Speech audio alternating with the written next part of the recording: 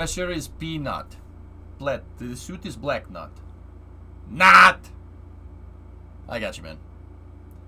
Peanut. Peanut?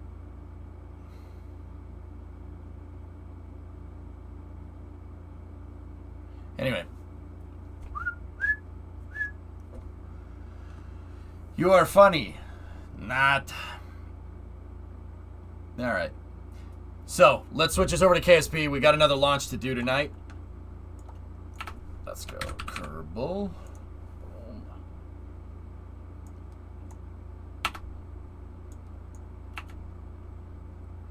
Alright. Let's go with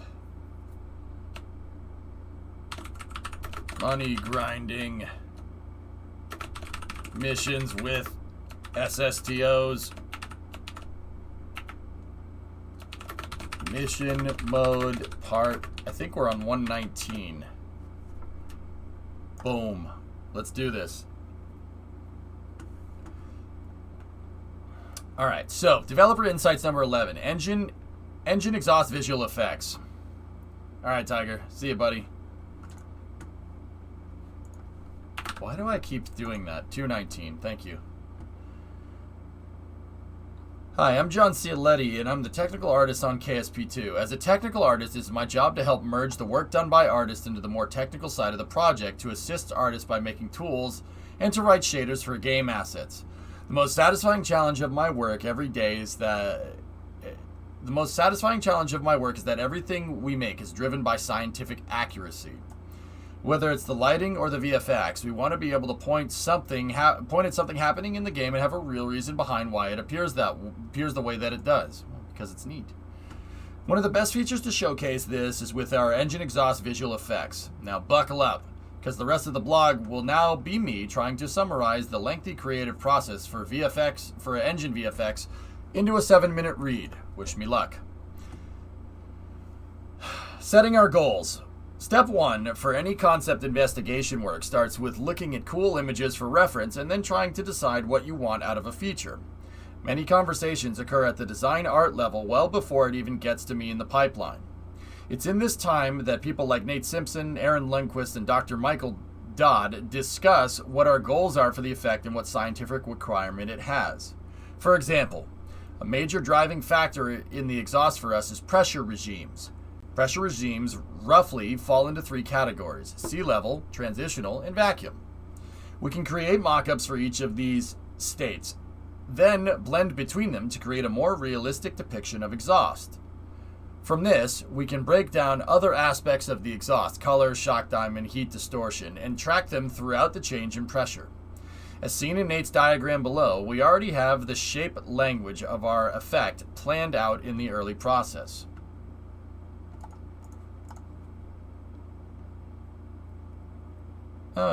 Hey look, paint diagrams.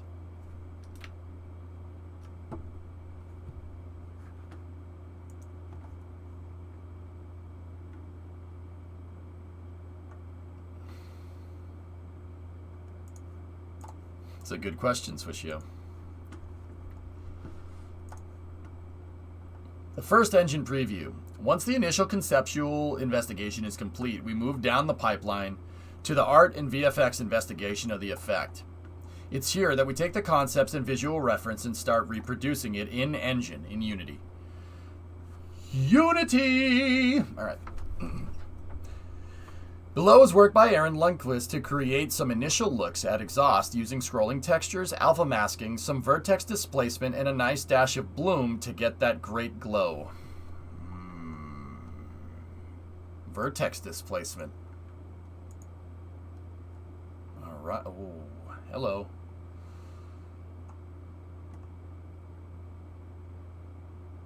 Yeah, Finaro. Here we can see how a combination of textures can create a stunning effect. And here it is in motion. Take a look at the tech. Yeah. Most of our tech for engine exhaust is driven by the engine's throttle and the air pressure at a given location in the universe. As we increase our throttle, the exhaust elongates. Or is it Elon Musk gates? Shows signs of speeding up and glows brighter with the increase of the heat. The location in the universe is responsible for our transitions through pressure regimes. As an engine moves through different spaces, the exhaust will distort and tint to different colors. To pass this data, we need a component on the engine object in game. This component will collect the proper exhaust data values and send it off to our meshes and materials. Script base mesh scaling. Okay. That's cool. One part the throttle manager handles is scaling of the exhaust shock diamonds. As the engine throttle increases, we scale the mesh for the diamonds larger and longer in accordance with reference footage and the diagrams we collected during our research phase. Yep. Yeah. That's actually, yeah, that's cool stuff. It's changing the shader mesh, which is really cool. That's really interesting stuff. That's what it looks like with no texture information on it, guys, with a Lambert shader on it. Or I think they use Fong shaders now. Blend shapes. The throttle manager also controls the blending of our blend shapes. To maintain our shape language established in the concept phases, we chose to work with blend shapes, a technique used frequently in games for interpolating meshes. Below showcases some of the work of that action, thanks to renowned Kerbal thropologist Paul Zimmer.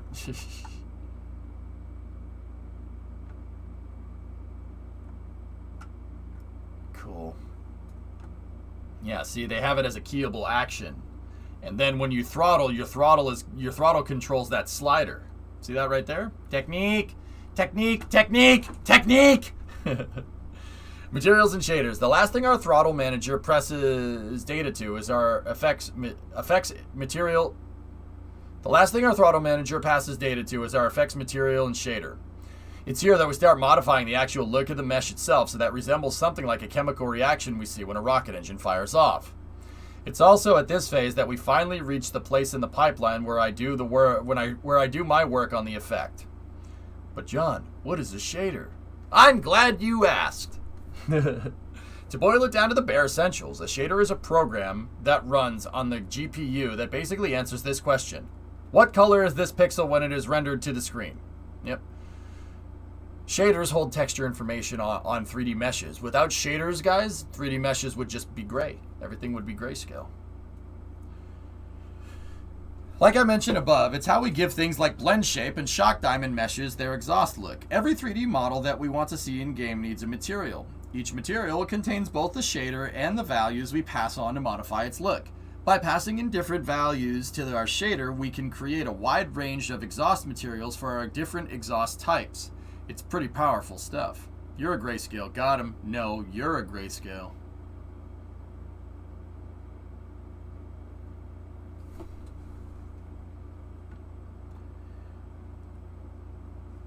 On the inside, a shader can be broken down into a few major parts. On the top, we have its properties. What values from the shader do we want to expose the artist or code to modify? Colors, textures, numbers, and vectors are all valid inputs. Next is the vertex function. This is the first pass the geometry faces and is responsible for altering of the 3D model's vertices. While the blend shapes modify the general structure, the vertex function lets us add things like a rumbling offset. Once through, the mesh's triangle data then heads to the fragment function to receive the final colors. Here's what our lighting and final surface looks is calculated. Oh, that's so cool. I hope they don't ruin the game with very fancy graphics that won't be able to run on almost every GPU, but only 20 series and up. That's not happening. Switchio, I know this. This is what I went to school for. It's not as intensive as you think it is. This is actually a really good way to make really nice flames that work on everybody's computer. Stevo, what's up? Hello from your friendly neighborhood, Stevo, from Newfoundland. Oh, look at that. That's up near Nova Scotia, bud. Oh, very good. Freaking A, right, bud? Oh, look at that. East Coast. Yeah, dude, oh, look at you. Yeah, you're not that far away from me there. You're just a little bit, you're a hop, skip, and a jump over the border to me, man.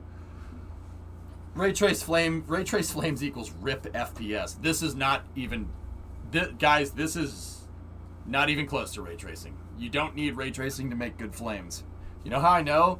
There was good fire and good looking There was good-looking fire and good-looking explosions in video games before ray tracing was even a thing. Depth map shadows would be just fine for that. You don't need to do that, but it would make ray tracing does look a little bit nicer. No doubt, no doubt. Oh, we got to get some Timmies in the morning, bud. Yeah, I'll go up there and get some Timmies. It'll be freaking mint there, guy.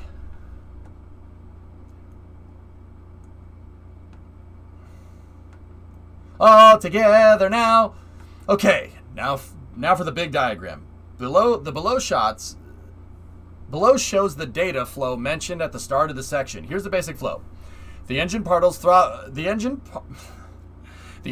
throttle manager collects the data it needs for the game and uses it to calculate the exhaust data that needs to be passed along the 3D mesh and material.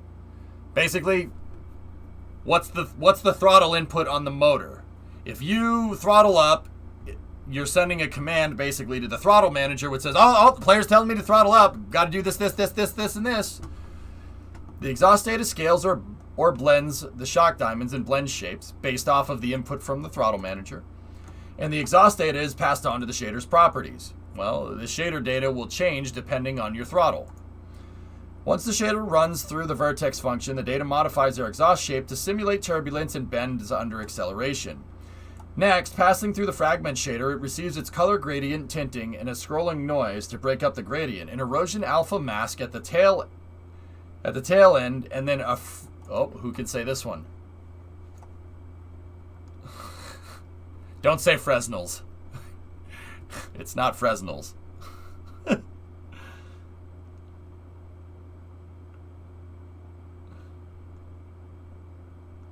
Don't say Fresnels. I said don't say Fresnels, damn it! Fresnel. Mm-hmm. To soften up the edges and exit traces. Don't say Fresnels, damn it!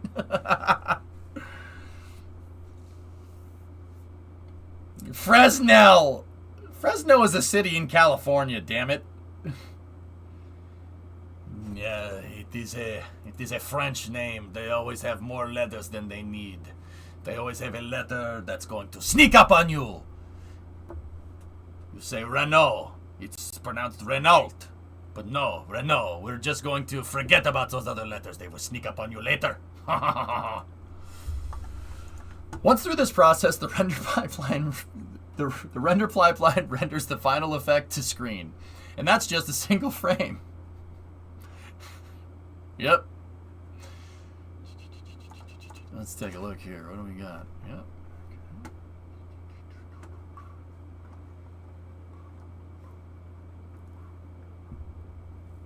You just saw Inspiration 4 in the ISS flyover. I'll be right back, Limprod. I'll be right back 1 second. Just a second.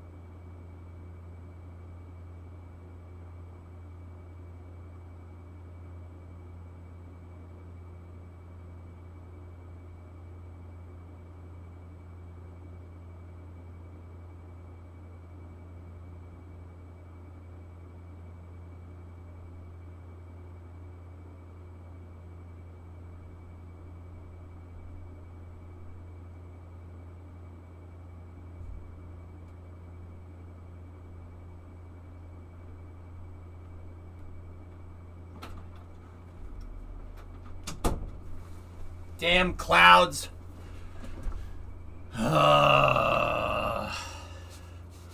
It's cloudy here anyway, dude.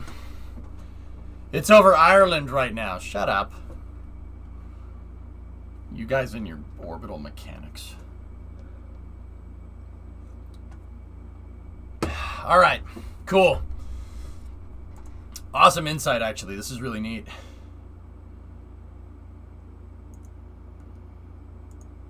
And this is the end result. I showed this at the beginning. Have you seen the engine nozzle in the video? No, I haven't.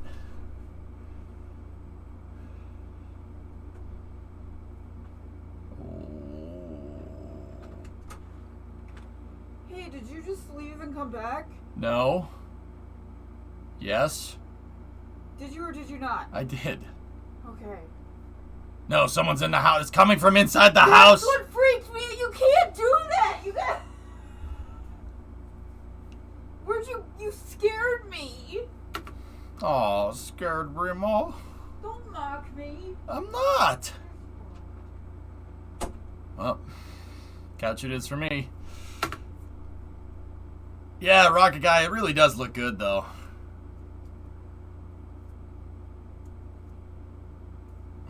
Discovery, go at throttle up. Moto Man, 38 months. It's me. I'm inside the house. Put the ring onto the Brimo. Yeah. What's up, Rocket? How you doing, buddy?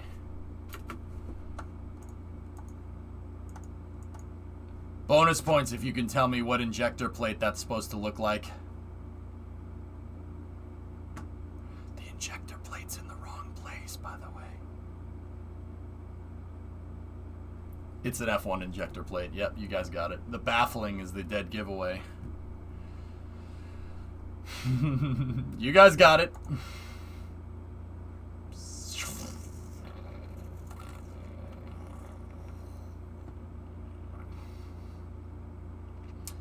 Rocket Guy, I definitely think that they're using they used Methalox engines for the reference here. That injector plate is now the throat. This is definitely based off of some Raptor or BE4 footage.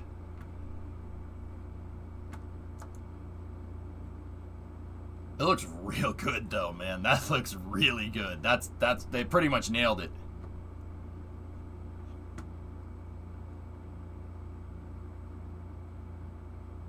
Yep.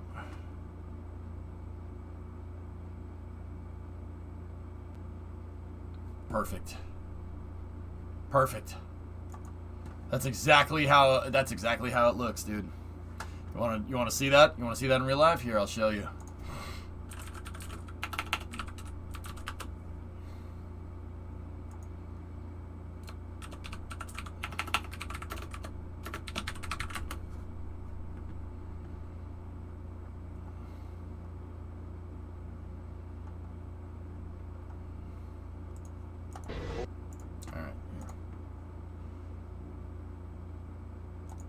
Here, take a look at this footage right here.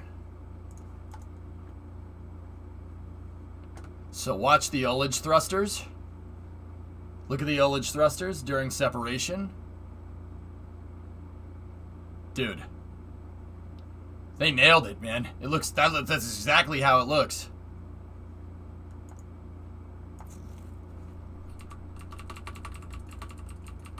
I just wish they included the turbulent shedding zone that you see at the tails of the rocket plumes. Yeah. See? Look at the ullage thrusters. That's the exact shape. It looks exactly like it. See what I'm talking about?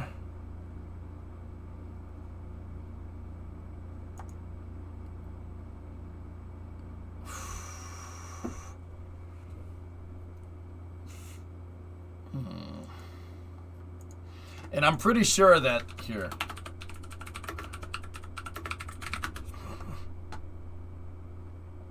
I'm pretty sure that they,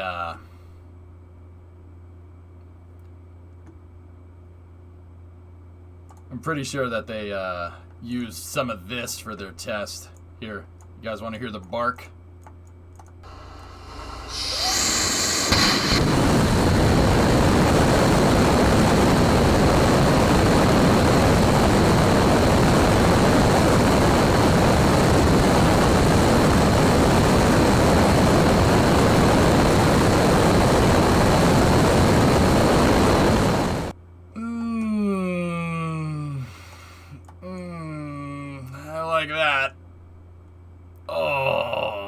Nice.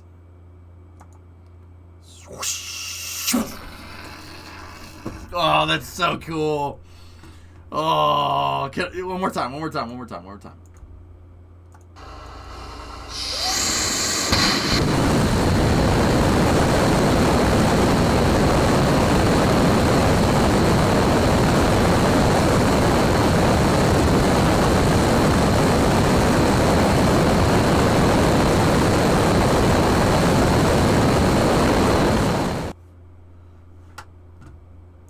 Nice. Is that the turbo pumps you hear starting before the power heads? Yeah. Yep. That's the hydrostatic turbo pump, a hydrostatic bearing turbo pump spinning to like 40,000 RPMs in less than a second. Yeah, it's pretty awesome. They spool. They spool really fast. Yeah, it's pretty sick. Yeah, I like that a lot. I like that. Yep. That's a quick ignition if I ever saw one. Yeah, I'm with you on that one. All right. Let's jump into KSP, guys. We got a launch to do.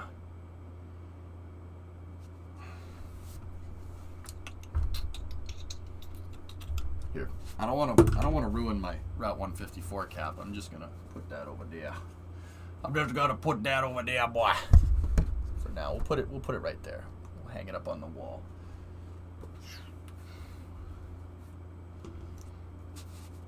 If only they could make it ignite like that reliably. Ooh. Ooh. Ooh.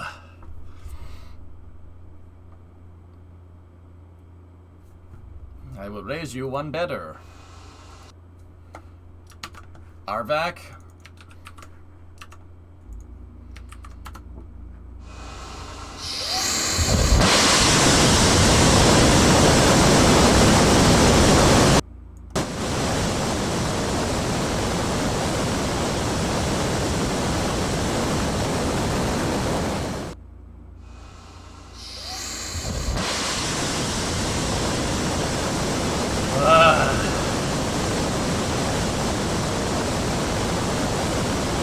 Notice the separation line.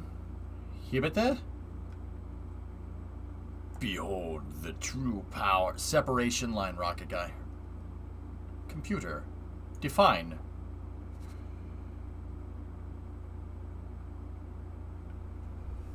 Fan, if this would mount it on a truck, there'd be no truck left. Inside of the nozzle. Notice the separation line. Oh. Oh, yeah. Yeah, I see that. Yep. They're getting flow separation right at the edge of the nozzle in this test. Yeah, good eye, dude. I mean, obviously good eye, but yep. Is that a Raptor or a BE4? Sorry, just got here. Raptor. Raptor. Yeah, see that little white line right there, guys? That's not good. Yeah, that's not a good thing. You don't want flow separation. You don't want flow sep on a nozzle like that. That causes non-uniform heating, amongst other things. And that can break things. Yeah, let's just say it'll break things. It looks similar to the RS-25 startup, for sure. Yeah. You want to see here? You guys want to see what happens when you have when you do that? Here, let's see. Oh, man.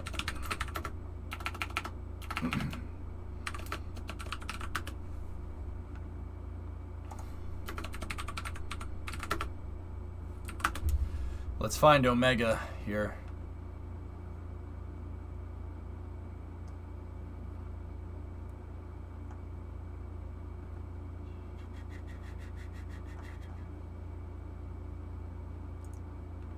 Utah. All right, here, take a look. So check this out. So when Northrop Grumman went to test fire their Omega booster, RIP, what they did was this nozzle was not optimized for sea level, but it isn't optimized for vacuum either. It's halfway in between. It's a hybrid nozzle. They did that because, well, it's an SRB. It ain't going to spend much time down here.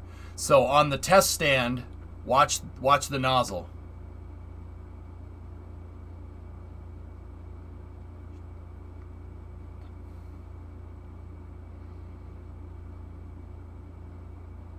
Omega gone. Not gonna work here anymore. Watch the nozzle. Just keep watching right in this area here.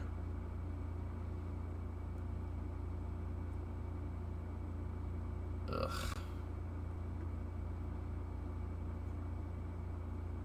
Ready? Oh! Oh! Not good. That's what flow separation can do to a nozzle over a sustained period of time. It'll make it pop. Yep.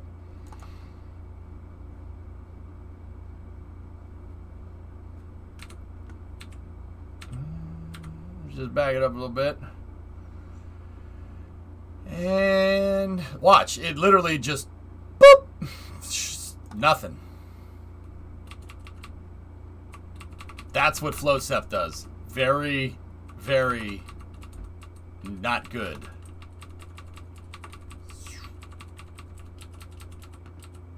That non-uniform heating melts a piece of the nozzle, right? And boom, fails completely. And then the nozzle just collapses.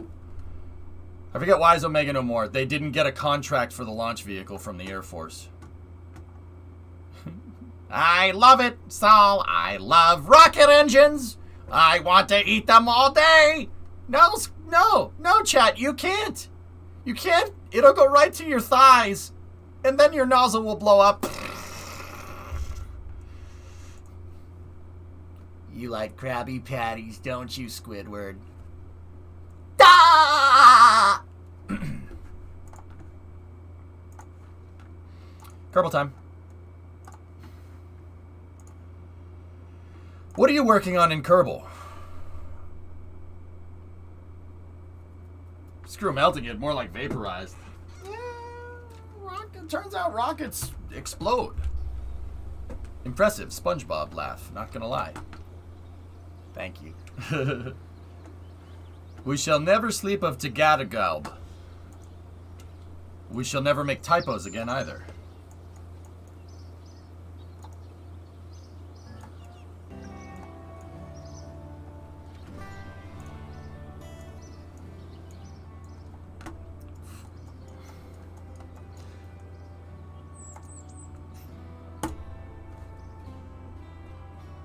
Alright, so we're going to launch a mission tonight. I already have the SSDO staged. I did this during early hours, so we're going to jump right into a launch tonight, dudes. Watch the last 5 seconds. Bruh.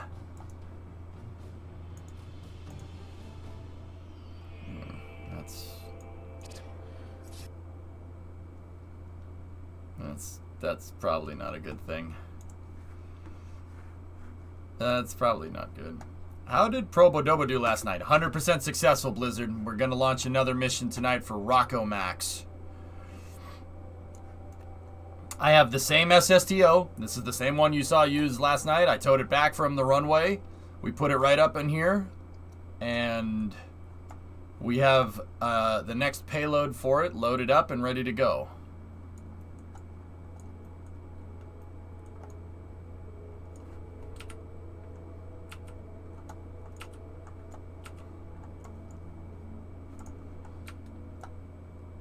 Alright, we're going to move the payload transfer vehicle out. Payload transfer vehicle has the payload dispenser that we used on the mission last night.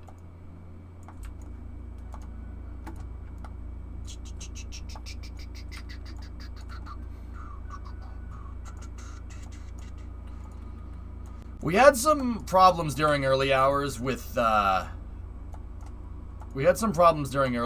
implementing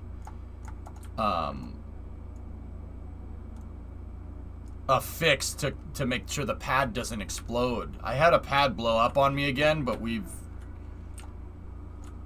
since gotten around that problem. But I think we should be good now.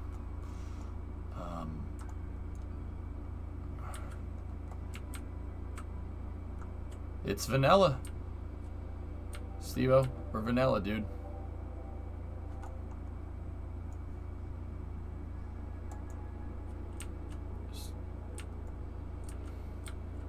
Still accumulating money to spend on a bigger one. Yeah.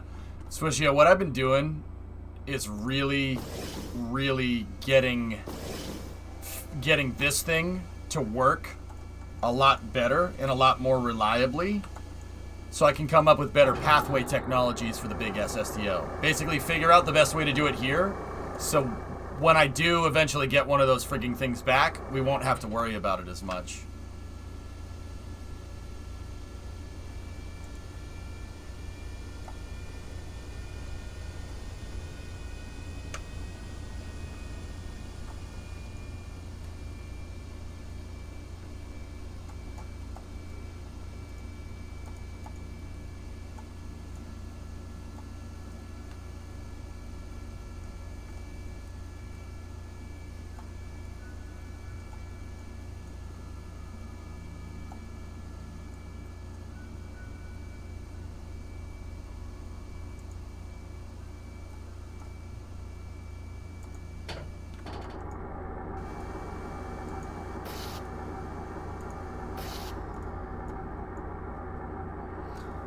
That's right, MGB.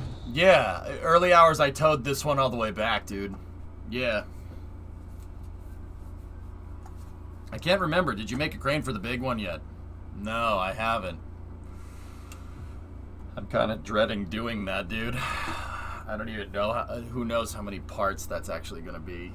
It's going to be ridiculous, man. That's the main reason why, Tars, I moved this all over here. That's the main reason. So we can figure out a way to just get the big SSDO's pad over there and then maybe find a different way to put payloads in. Maybe we could put payloads in at the museum and make a hangar over there for the big SSDOs and then drag them this way. Like, I don't know, dude. Where's the crew access arm? I took it off on this design temporarily, but yeah, it bends, Swishio. The thing just bends out of shape over time. I really gotta just make a better one. We'll figure it out, though. I'm not too incredibly concerned. If I have to, I'll just make a vehicle that moves up to the pad and has the access arm on the vehicle and have it, like, fold up or something. That would be a good way to do that, dude. Alright. Let's go.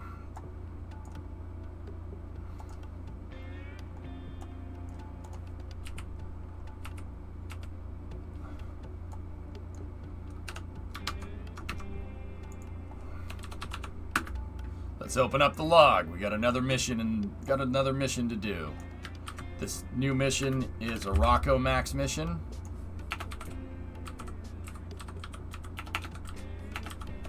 I gotta see when the last time we launched anything Rocco Max was.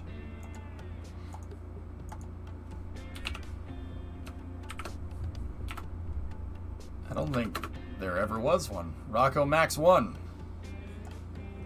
This is a Mark 1 SAT bus. 85 to 85 to 2.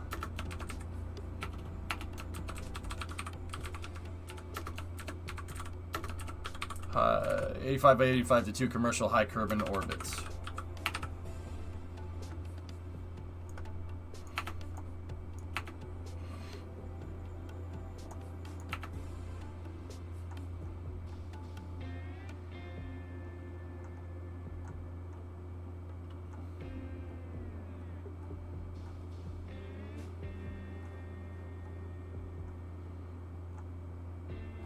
$408. This is, well, it has the magnetometer on it, so 410.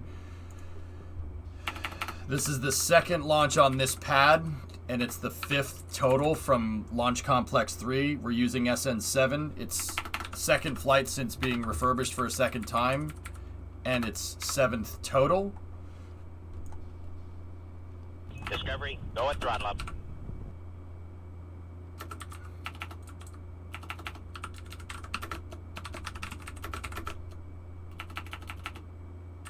Double commercial satellite mission.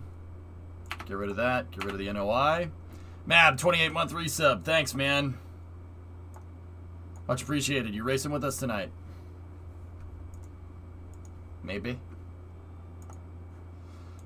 I think I need to...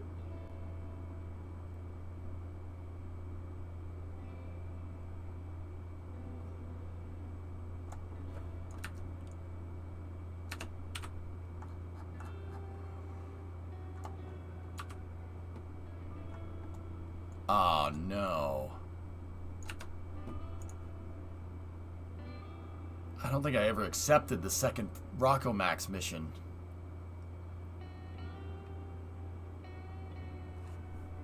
If I didn't accept it, that means I need to take the payload out.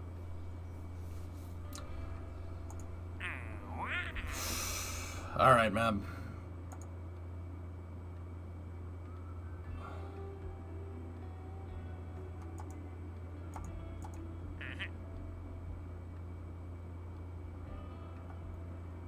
Where's the other mission?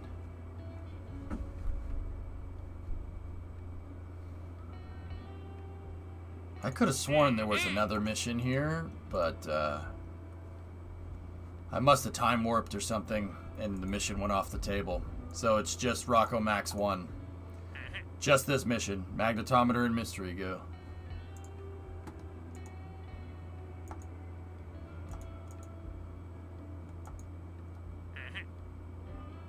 That's alright.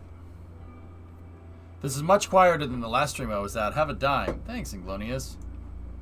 There's always a little bit of a lull right when I start up KSP, and that I use that as time to kind of explain what I'm doing.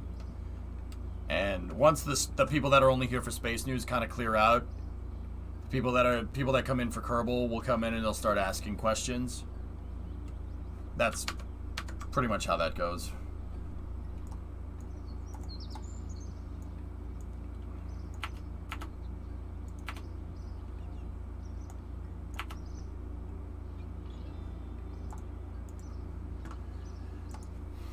A lulls, you'd say. Time to sue Rockomax for breach of contract. Nah.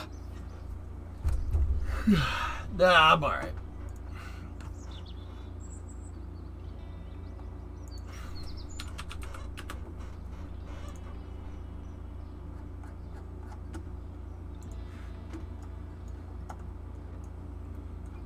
Alright.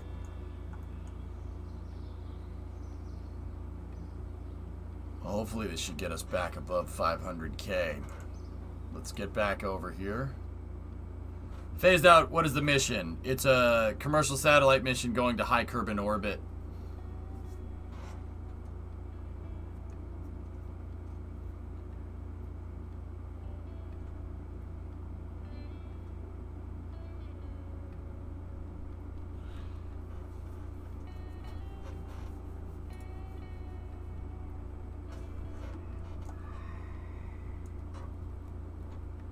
All right, let's do this.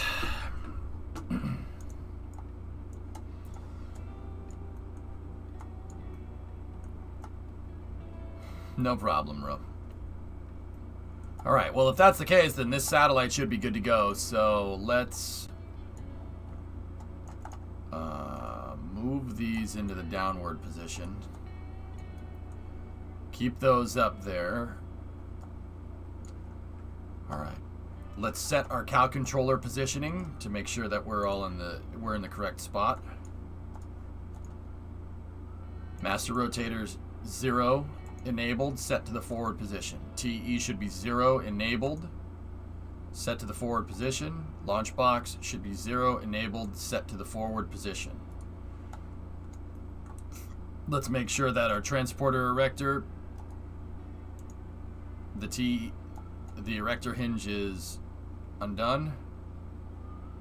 Launch box hinge is undone. Okay. We are go for vertication.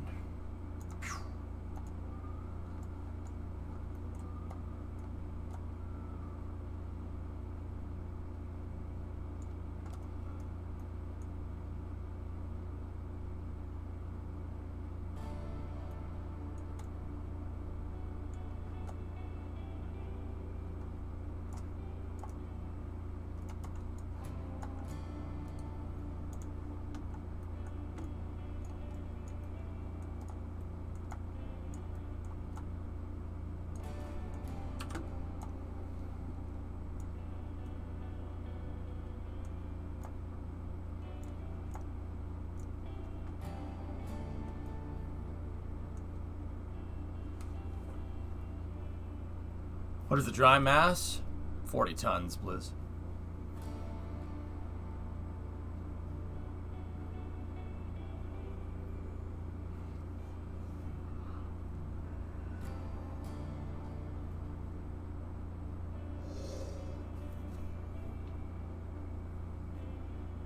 What's the cost? About 10 grand worth of fuel.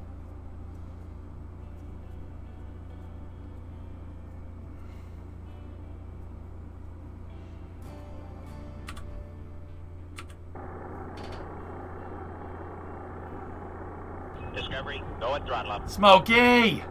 4-month resub. Thanks, buddy.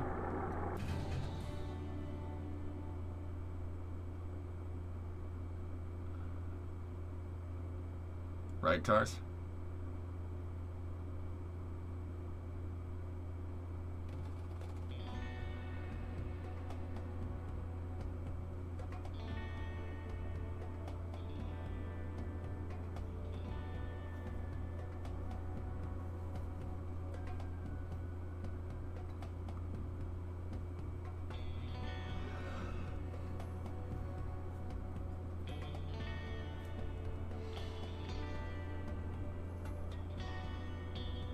Once we erected it quickly in like 2 seconds and it did nothing. Why so slow?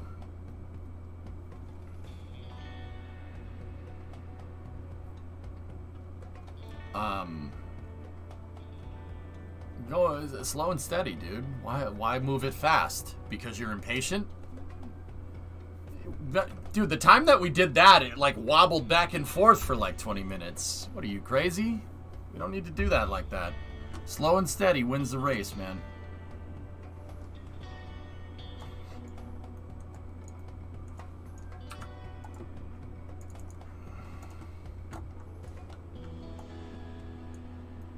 Hey, Morbs. What's up, man?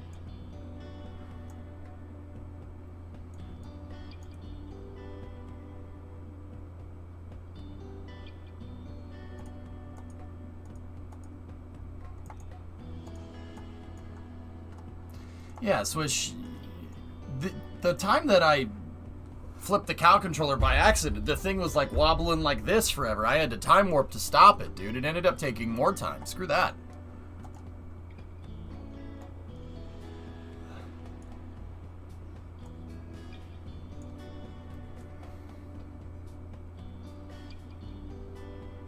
No, John.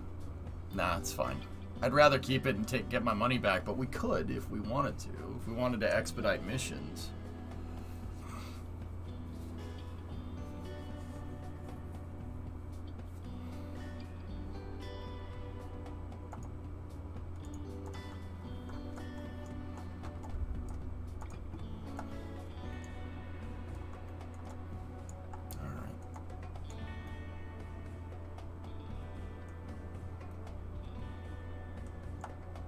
Slow is more realistic. I mean, guys, if you really want to know why rockets are moved slowly like this in real life, it's because they're delicate. It's not necessarily something that's the case in KSP, but rockets are delicate. They're very fragile. They're not really designed to have this done to them. That's why they call it, like rockets have, Falcon 9 has the strong back. Strong back is cradling the rocket. It's kind of holding it upright. It is a strong back for the rocket. Because if you just tried to pick up the rocket from the nose and tried to pull it up, the rocket would just bend. So they push the strong back up, and the strong back's kind of cradling it like a baby, and they bring it up into the vertical position. They go slow because rockets are delicate. They're not designed to have force applied to them from the side like that. They're really not. That's not really good for the rocket. The tolerances are way too tight. Now, in KSP, I don't want to break something. I don't want to crack and strike or whatever. That's why I go slow. I mean, it's kind of the same thing, but for a different reason.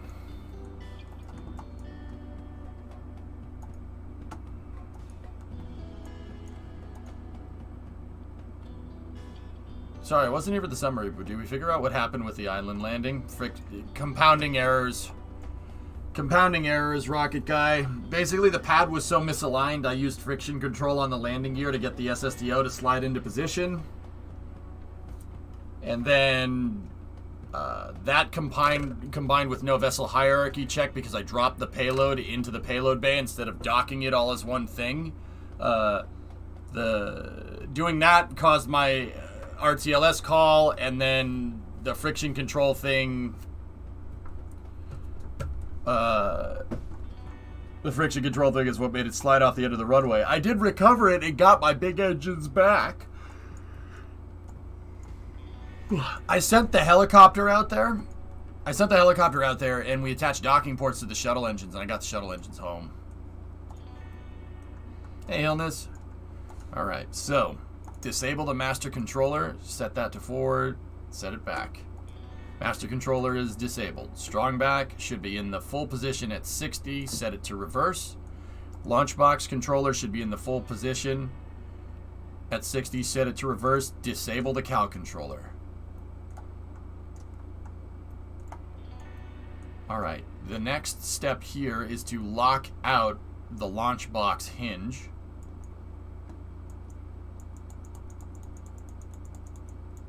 And, of course, it's not doing it.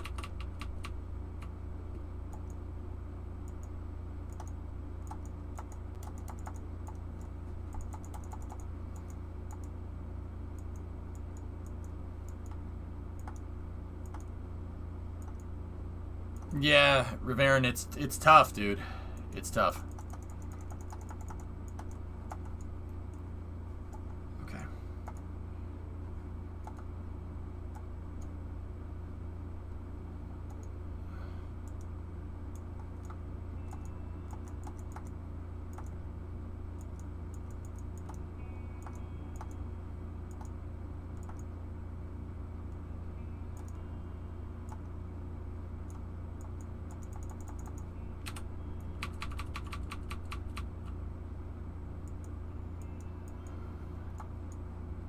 My SSTO is best because launch box.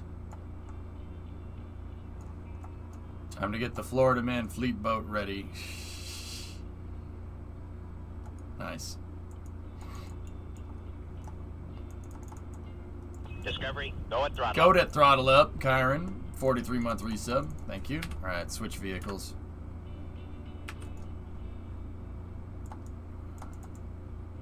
Good. We have launch box lockout. Okay, we are go for erector retraction.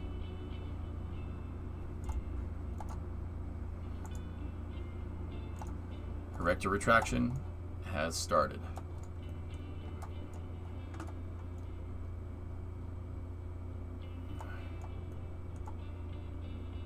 What prevents lockout in that? It's something you gotta like let it settle, John. You gotta let it settle. Just sometimes it takes a second.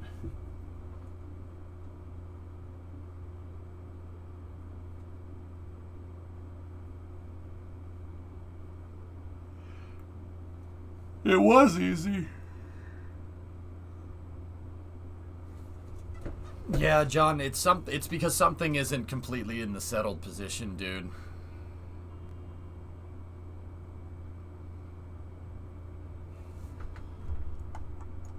T retraction is polynomial.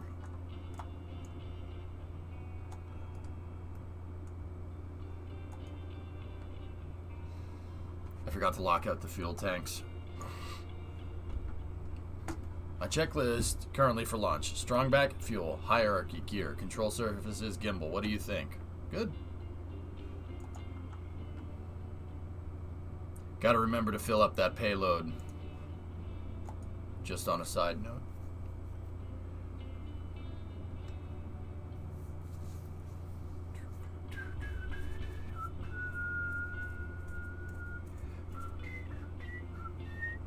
Well, will your dragon come in if she goes to the Cape?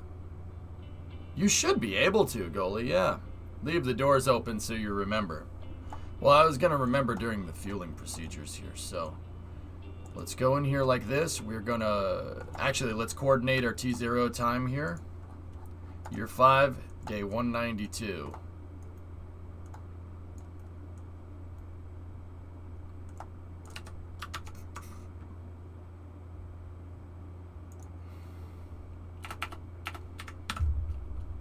Was it really that much between this and the last mission? Okay, year 5, day 192. 05, colon... It's 46, so let's go 57, 0 on the dot. Okay, T0 time has been coordinated. Chat, are we go for fueling?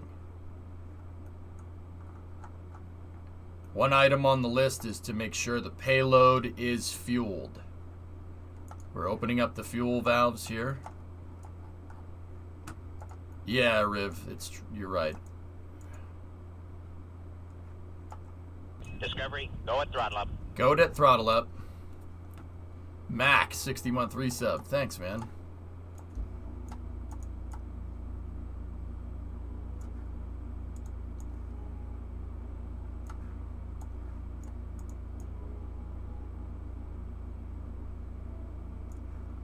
Discovery, go at throttle up. Toity, a 59er, you're right behind Mac.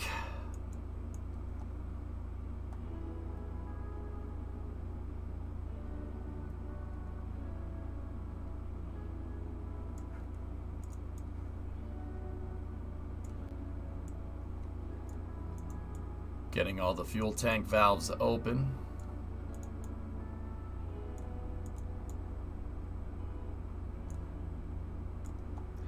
I'm pegging open the payload fuel here. We're gonna lock that payload fuel out. Remember, we gotta do that when we go to fly.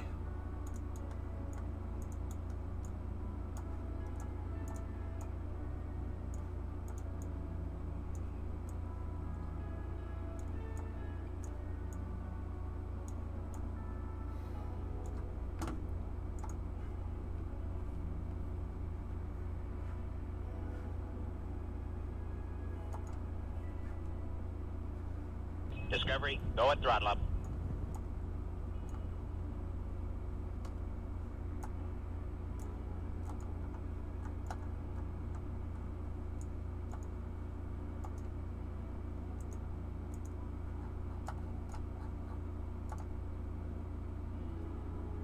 Juice Bot, what's up, man?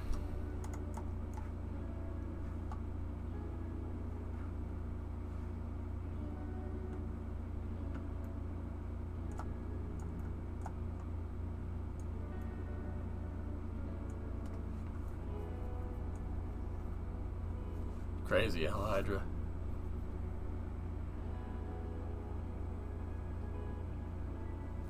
My fuel valves aren't opening.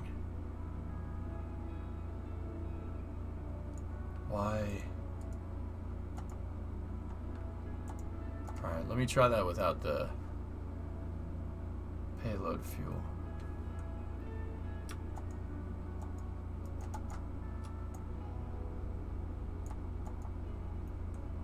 Payload fuel valve isn't opening. Hold on. Let me check something.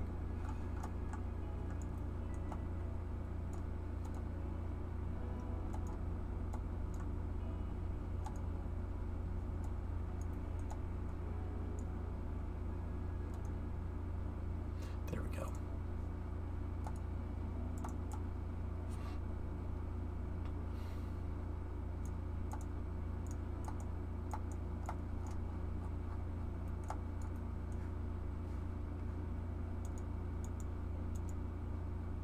The residual fuel in the tanks from the last mission. Haha, there we go. All right, payload fuel is good. Now, we got to make sure that we don't drain from that fuel again. So we're going to disable the crossfeed on the decoupler there, and now we should be go for fueling. We are go for fueling. Go for fueling. Golfer. Correct me if I'm wrong, sir. But if I kill all the golfers, you're going to lock me up and throw away the key. Golfers, man! Golfers! They're little brown furry rodents.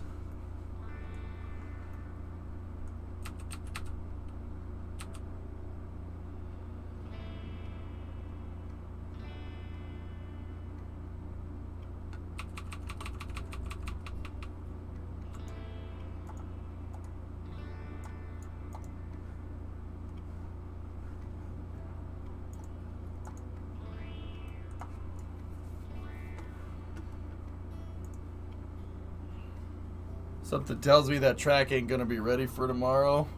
Oof. Forge God, poor John.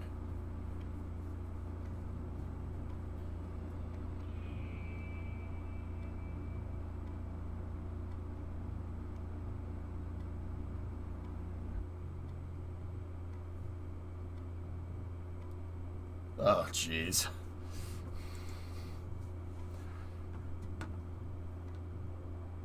Okay. Vehicle is fully fueled. We have to do a fuel tank equalization.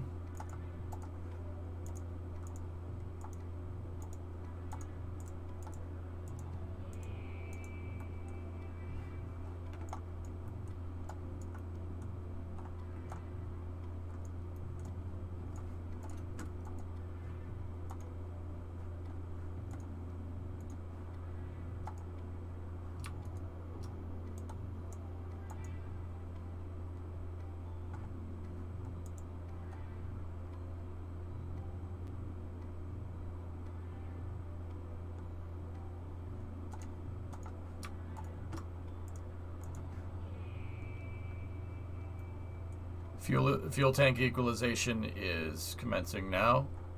We're about 2 minutes out from the launch here.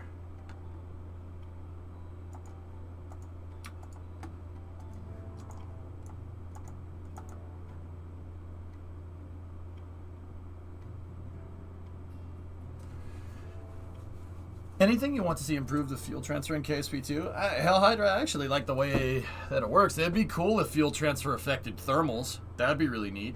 But that's about it.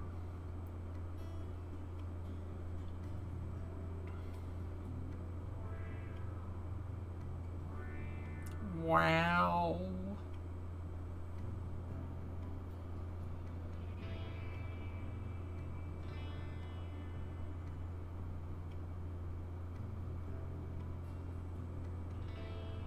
Okay. Almost there.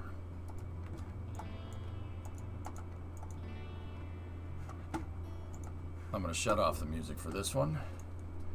Yeah, see, bringing the fuel truck out here and siphoning the fuel from the other pad made it so I have enough fuel. We have enough fuel for another launch without any refueling truck. Switchio, if you're still here, I made the fueling truck bigger. It's this size now. And it is nice. Finally did it. All right. We are go for a launch. Chat, are we cleared to proceed with final count?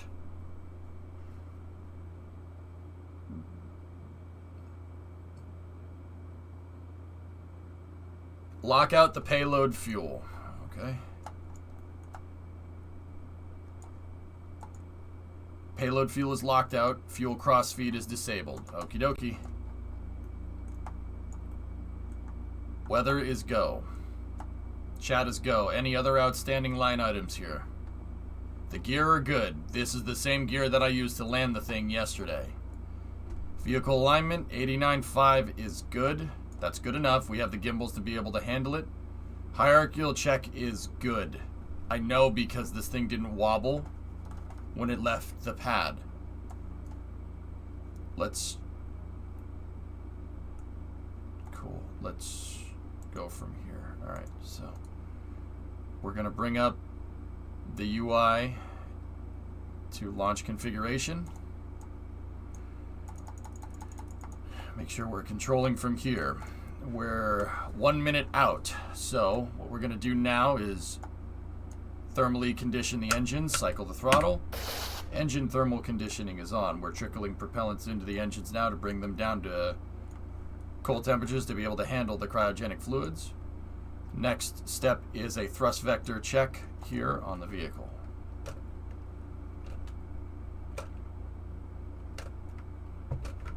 TVC checkout is good.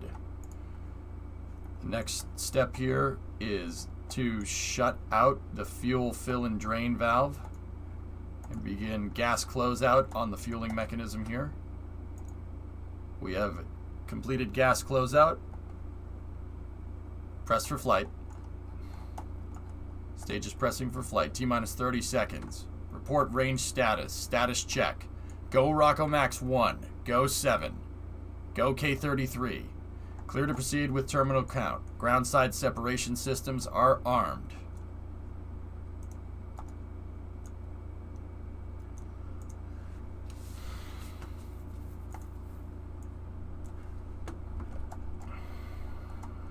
We are go for auto sequencer start. Onboard computers have primary control of vehicle critical functions. T-minus 20 seconds and counting.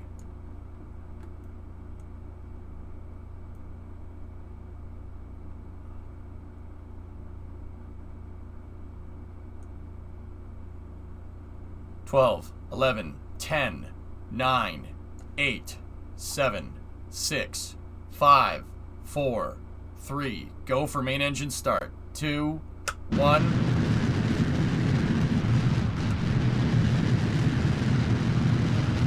We have commit. And a liftoff. Liftoff. K33, serial number 7. Carrying the Rocco Max 1 payload to high Kerbin orbit. Vehicle has cleared the pad. Pitch program. Pitch program is complete.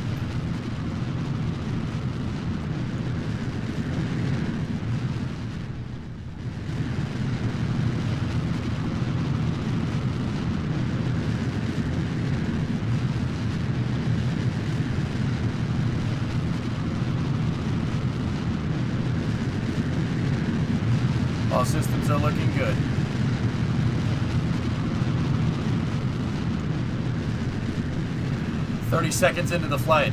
Dynamic pressure is at 4 kilopascals and increasing. Vehicle velocity is at 100 meters a second, 1.6 kilometers off the ground.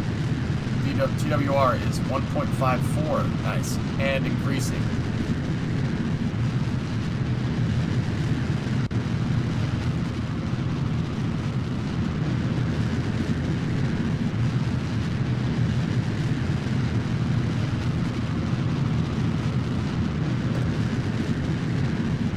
Now beginning secondary pitch over.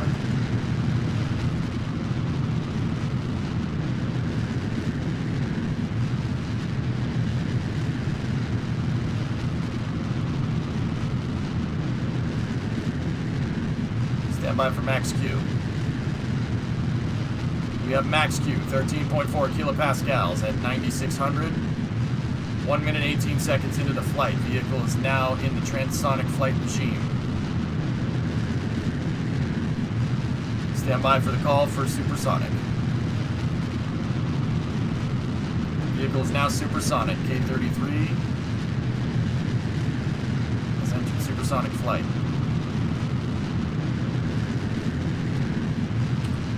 Trajectory is looking good here.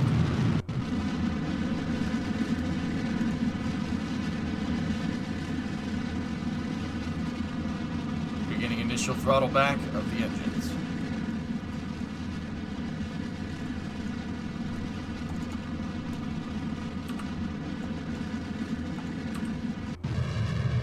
Vehicle's crossing 700 meters a second. 2 minute 5 seconds into the flight. All systems looking good. Dynamic pressure is now at 2.3 kilopascals and decreasing. Vehicle is gone. Twin KS25s throttling back to 50% of rated performance.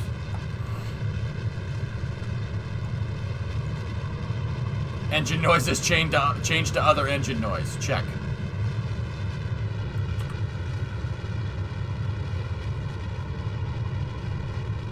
Okay, twin KS25s have gone into deep throttle mode. Deep throttle mode has been initiated. Guidance, power, and telemetry are nominal.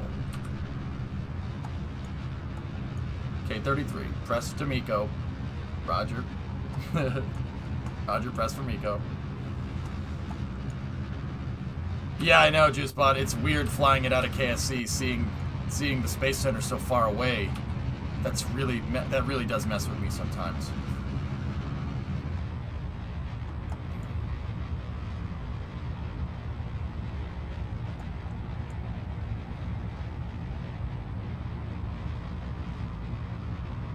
All right, Louis. That's a little weird. But it's good to see you, my brother. How are you? Vehicle's now crossing 1.6 kilometers a second. 3 minutes, 20 seconds into the flight. All systems are still looking good here.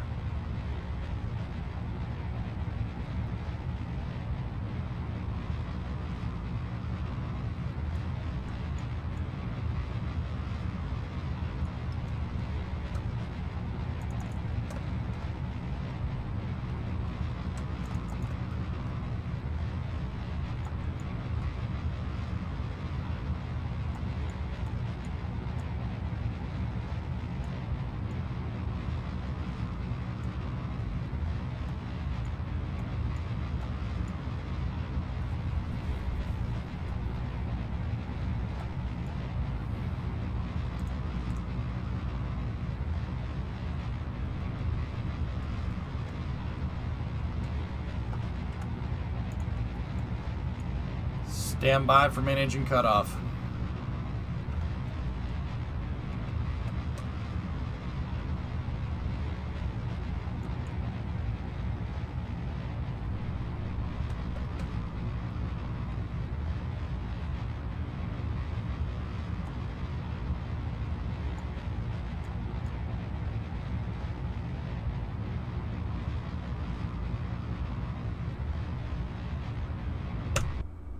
We have MECO confirmed.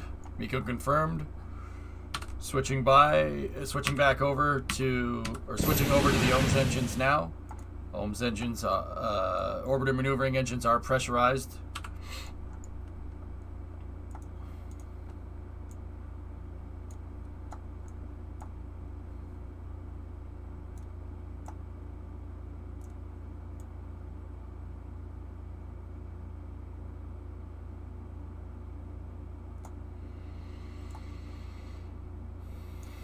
3-minute. We have a 3-minute 21-second burn time. So cut that in half. 1 minute 30 plus 10 seconds. So at T-minus 1 minute 40 seconds, we will initiate our circularization burn. But for now, got a little bit of a coast.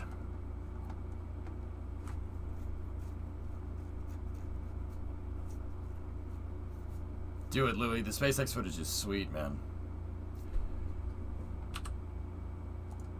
So 1 minute 30 to apogee, we will initiate burn.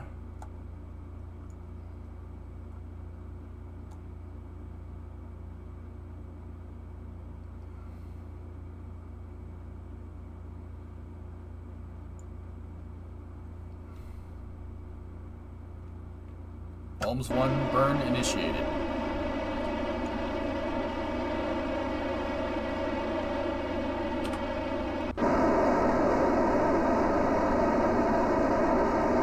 That's strange.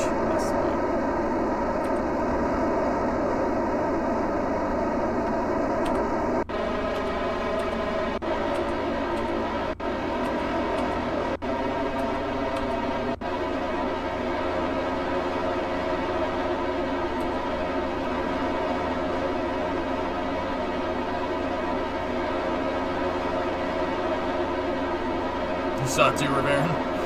The noise is changing every time I switch.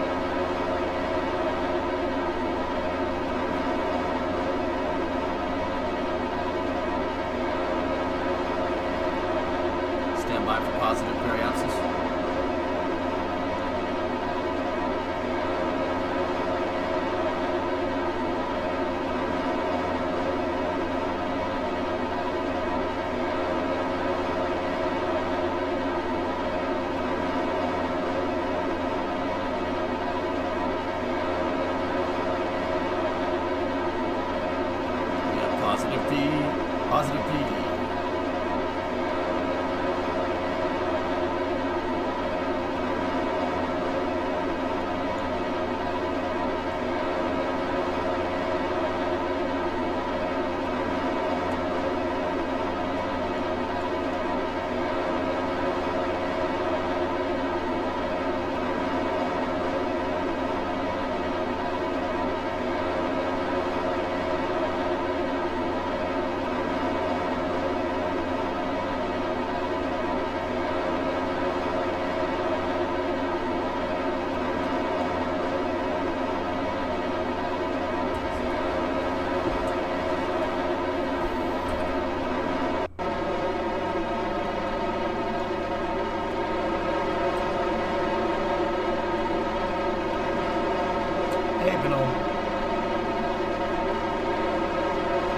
Gotta get a satellite out to that orbit for Rockomax.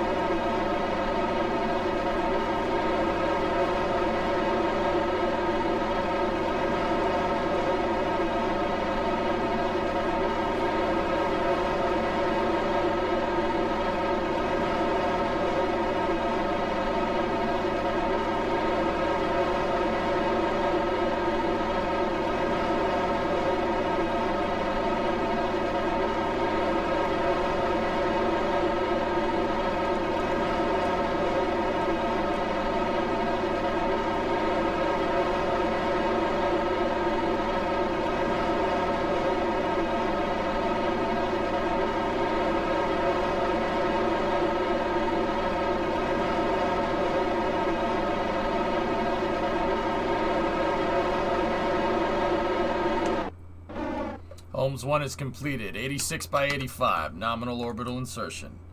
86 km by 85 km. NOI. Flight controller is calling nominal insertion on the vehicle.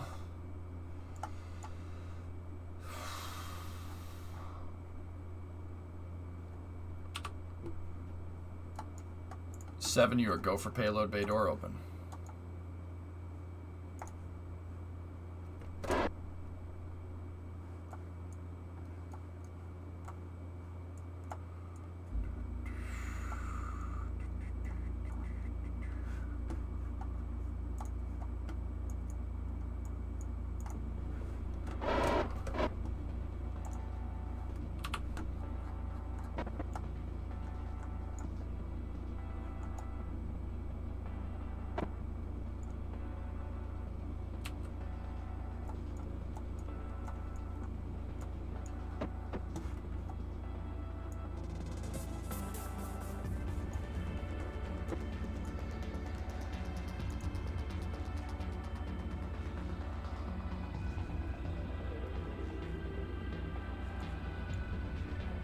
Looks good.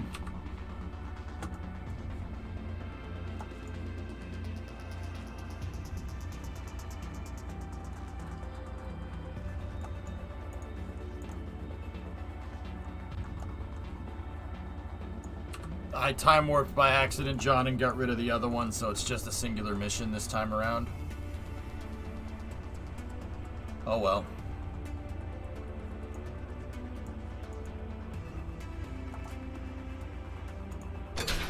Passive lock detach confirmed.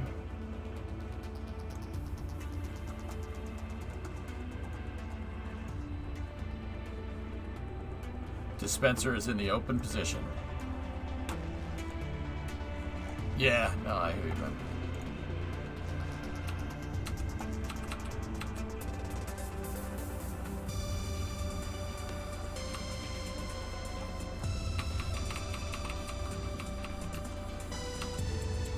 Okay. Chat. Stand by for Payload Bay Deploy.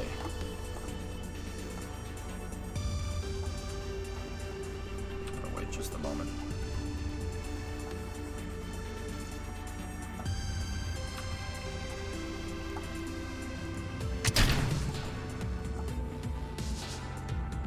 We have good deploy on Rocco Max 1. Repeat, good deploy.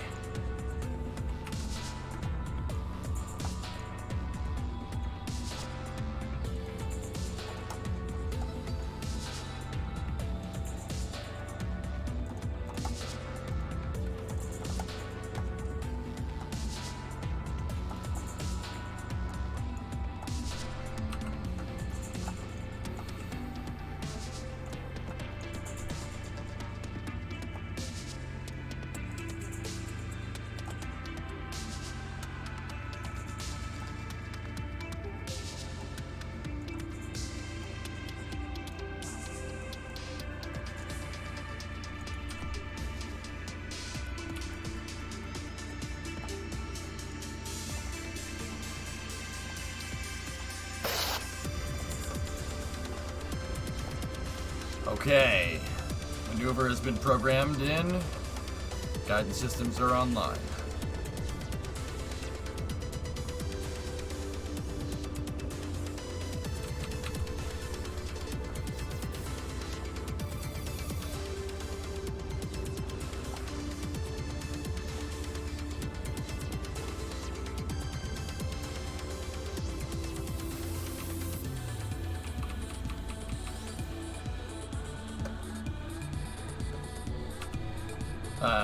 I time warped a little too close because I was watching the SSTO. I'm not gonna lie to you. Let's plus one orbit out. It's not gonna be that big of a deal.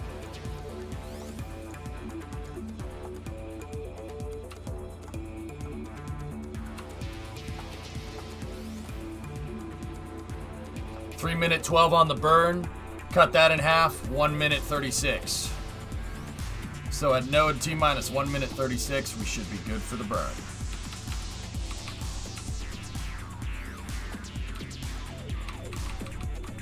And I went a little too far this time again, but we should be okay.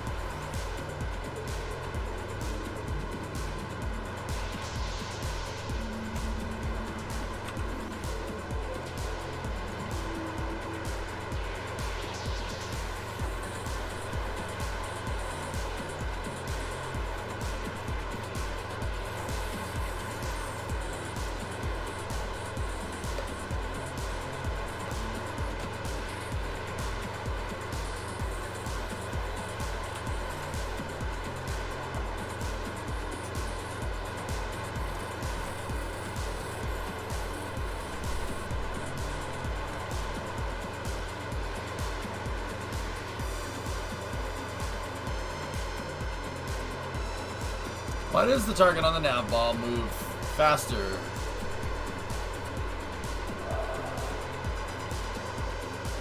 Faster. The craft heading EJ with no SAS, shouldn't it stay pointed at it?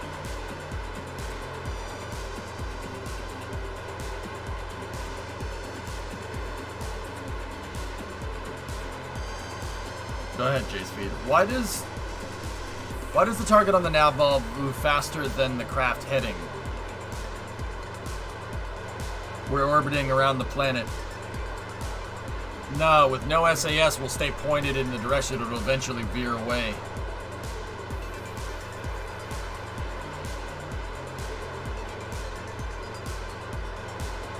J-Speed, what's on your mind, my dude?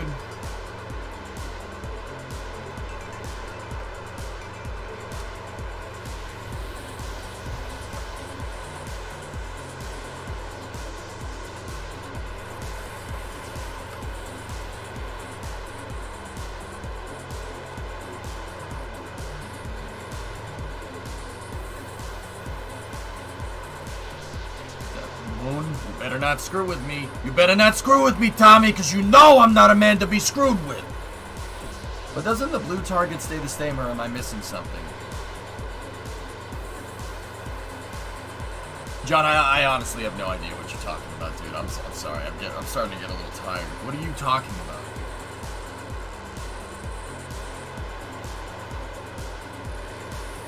My Honda Pilot is making a squealing noise. The AC doesn't get cold. Battery light comes on sometimes. Belt still turns, alternator and condenser are very close to each other. Wanting to know what it's binding, your AC clutch. Your AC compressor's boned.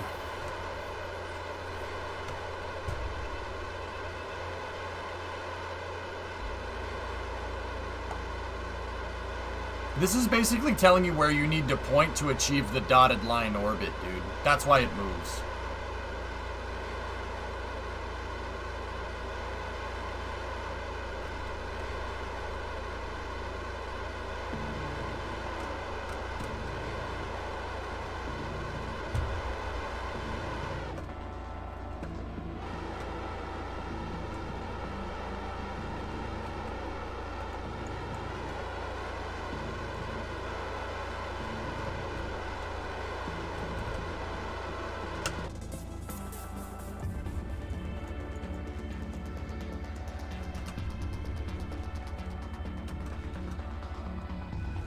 Okay, thanks. I had a bad alternator last time, but I don't remember the AC not working last time. Alright, so... your Honda Pilot makes a squealing noise. The AC doesn't get cold. Yeah, okay.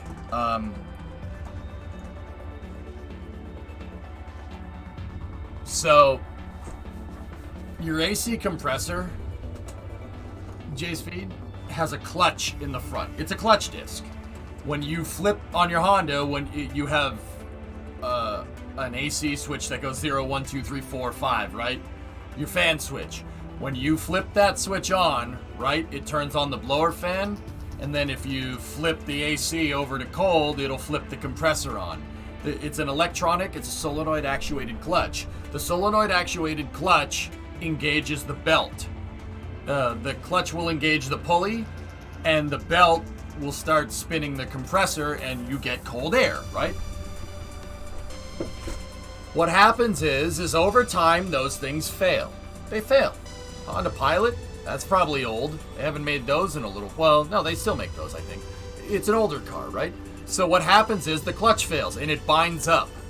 That squealing noise that you're hearing is the clutch stuck. The clutch is stuck. Because the compressor's seized. Right? So the clutch is stuck in the engaged position.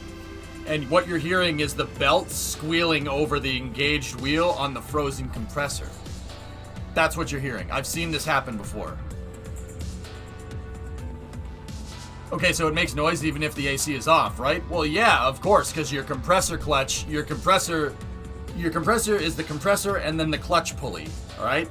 That's one unit on a car nowadays. They used to have it so you could take the clutch off and repair it, but now it's sold as one unit, obviously, right? So even your the compressor seized, basically. It's seized, or there's something wrong with the electronic clutch. Even if it's either one of those things, you gotta replace the compressor as a unit. You need a new AC compressor.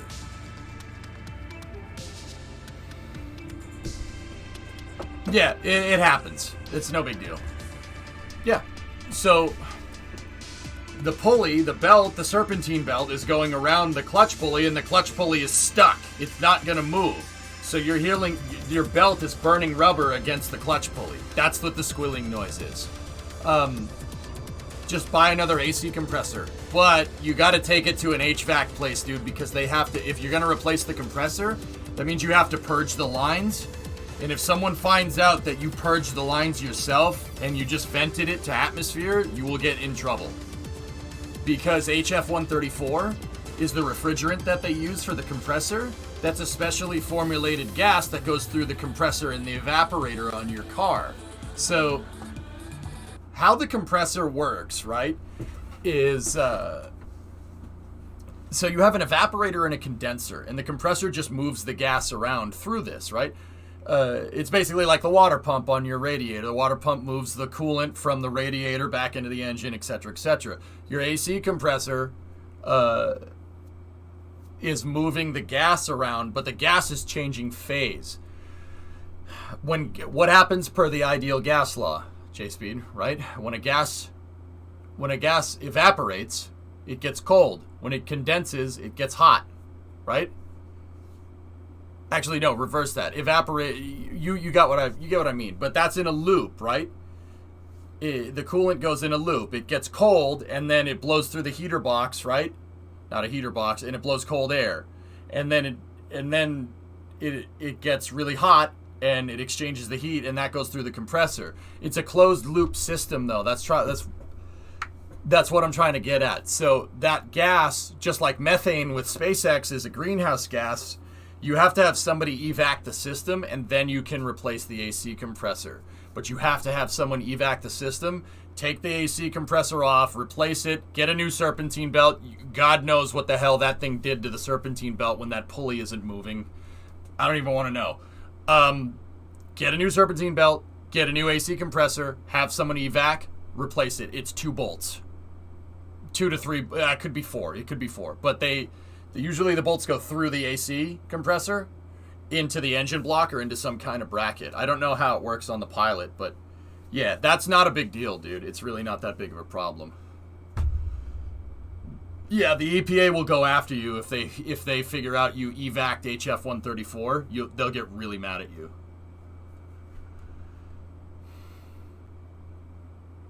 Yeah, no problem, dude. Easy fix. Easy fix. If you could turn a ratchet, you could fix that. But the coolant stuff, you have to get somebody to evac that, or else you're gonna have a bad day. Good evening, brother. I missed SPAC. Whoa, which of course was probably a dive into the FAA doc. Quick TLDR: 2 launch sites, GravShark, up to 5 orbital missions per year, 5 suborbital operational missions out of Boca Chica. Loud, very loud. South Padre Island, 6 miles away, GravShark, during a Starship Super Heavy launch, is going to be basically inside of 120 decibel. Yeah, it's loud. Super Heavy is going to be insanely loud. Louder than anything we've ever heard. Louder than the Saturn V. Like volcanic eruption, nuclear blast loud. Those bolts might be the biggest pain. Yeah, J-Speed, when you're going to undo bolts on the compressor, hit them with pen oil first. Let them sit for a little while. Hit them with some PB Blaster. If that doesn't work, get the plumber's torch out.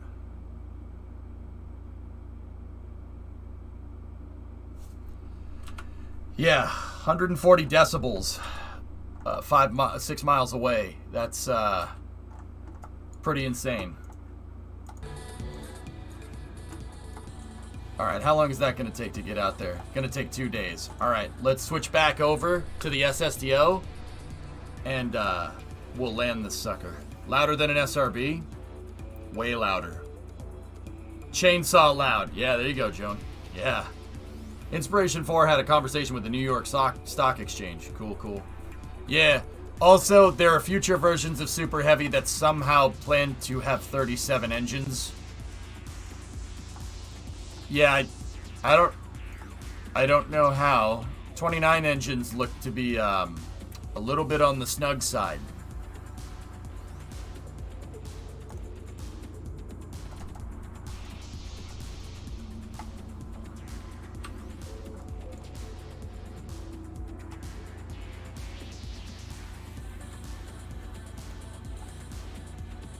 Alright, let's bring this SSTO down.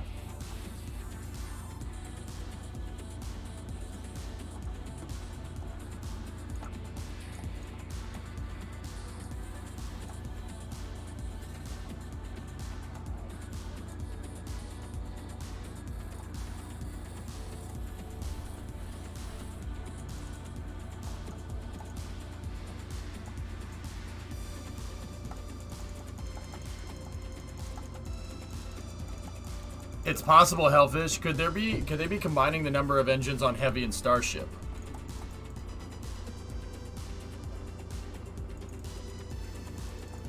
I suppose. Starship has 6 engines on it. 6 plus 29 is 35. So, maybe, I don't know.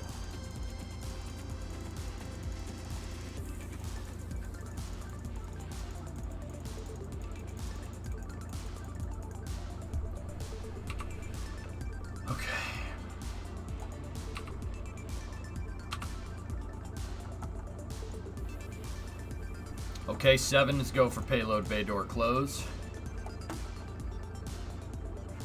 Yeah, there you go, Christian, right? Yeah.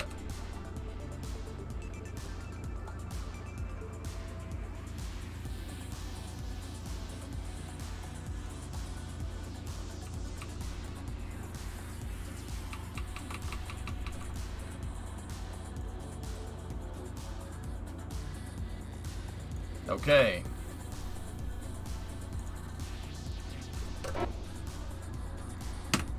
Priming the orbiter maneuvering engines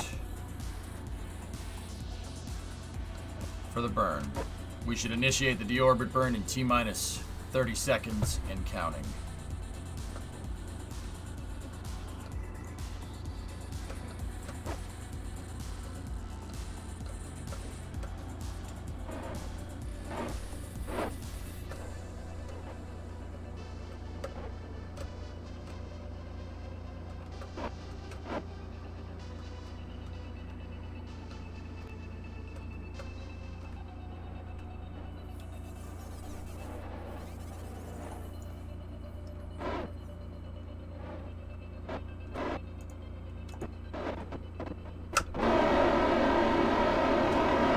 Retro burn has been initiated.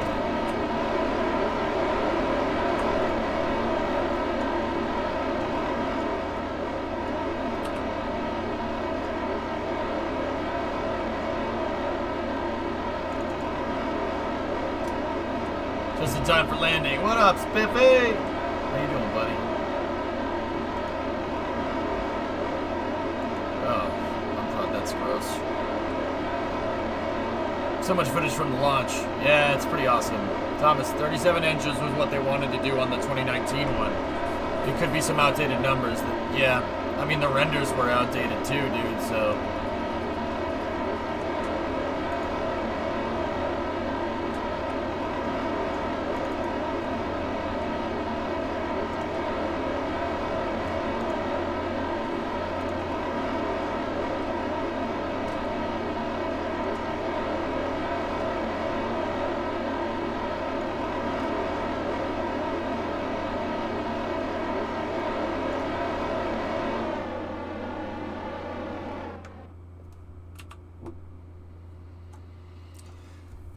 It's possible, Chris, maybe. Why are the small engines so loud? Dude, I never could... I don't understand. I don't know. Alright, so we've completed our retro burn here for deorbit. Let's set these all into the right positions.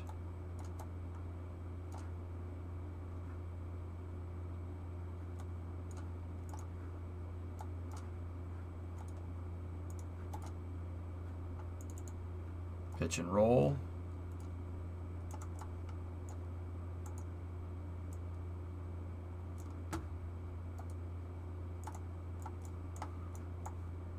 Okay, we're going to get our speed brake control here up and running. Speed brake control actuation is good. Yaw control is enabled.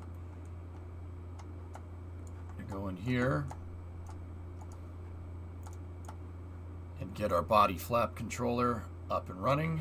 Body flap controller is enabled. We're going to rotate the vehicle around in preparation for entry interface.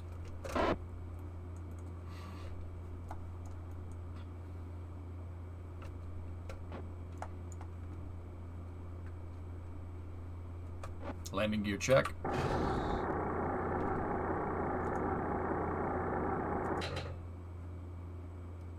Well, I'm happy I did that. That could have been bad. Okay. Landing gear check. Reset springs to 1.15. No override on the front spring.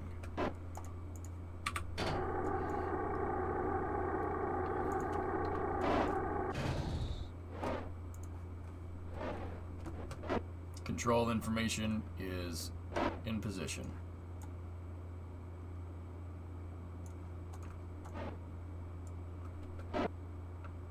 I DM'd you something when you get a second, also hi.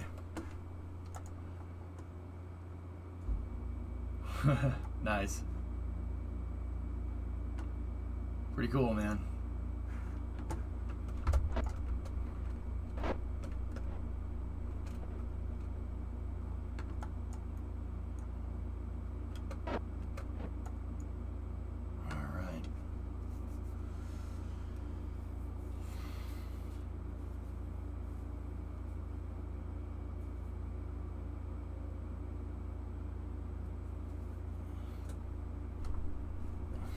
Yeah. Flykin', you gotta figure it out. It's just another problem to solve. I'll save you guys some time. Here we go. Let's do this, mate.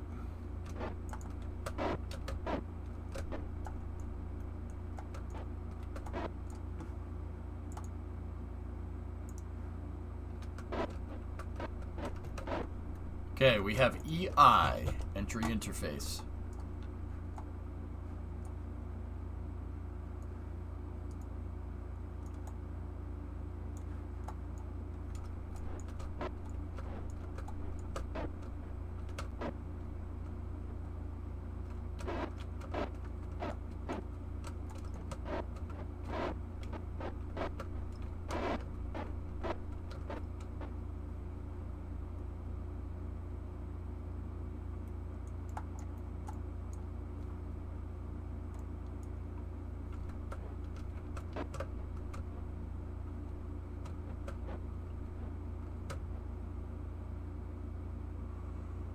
Okay, everything's looking good. Getting some heat signatures on the nose there. The nose starting to heat up just a little bit.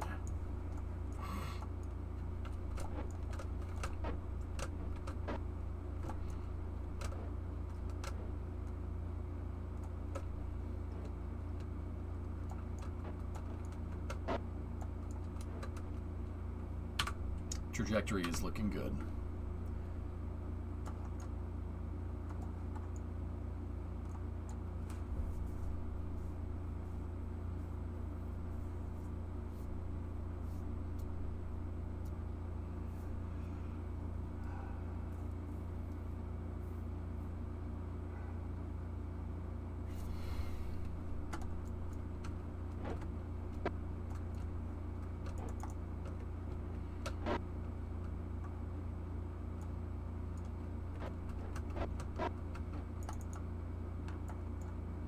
Stand by, we should be getting into the fiery stuff here in a moment.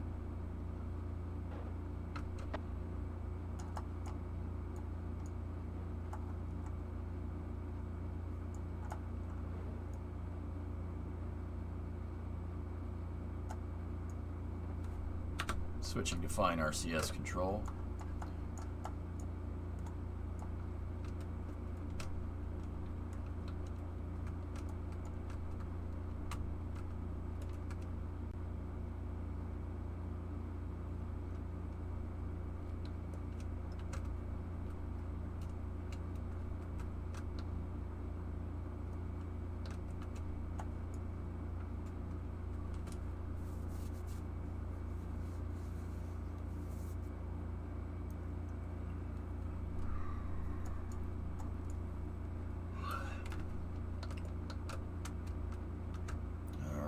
Should be getting into the fiery stuff here in a moment.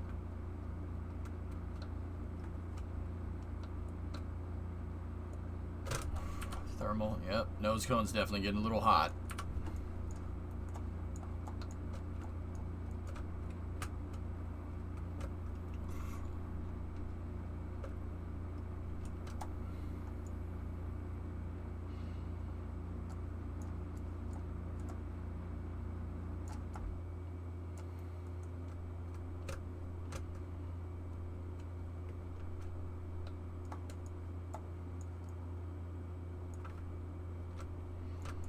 We have plasma accumulation.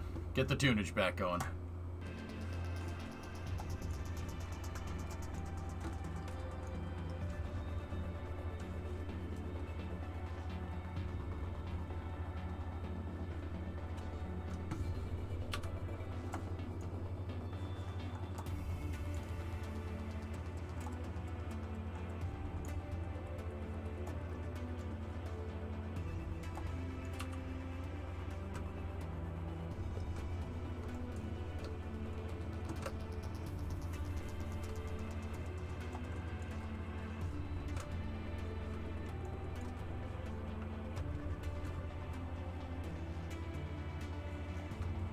Okay.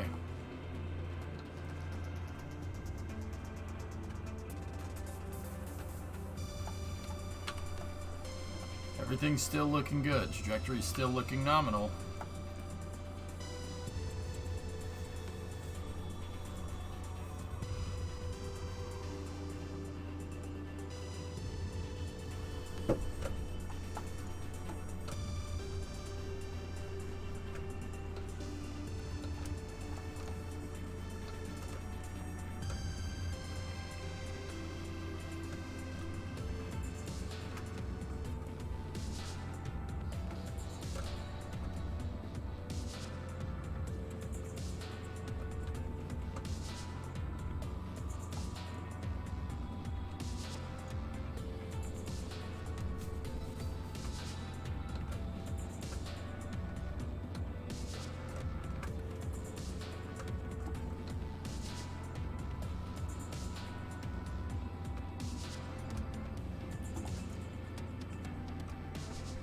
Everything's looking good here.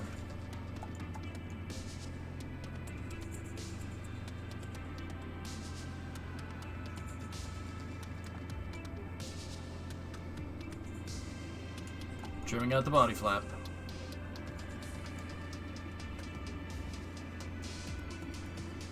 Looking for 1900 crossing the coast.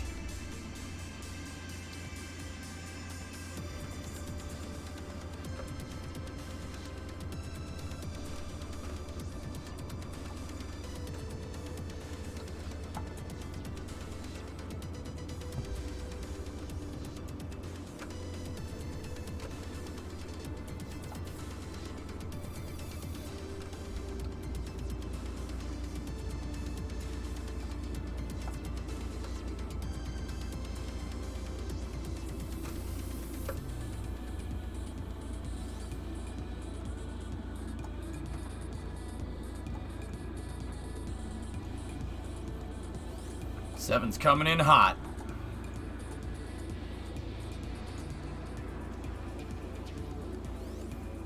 It's so cool.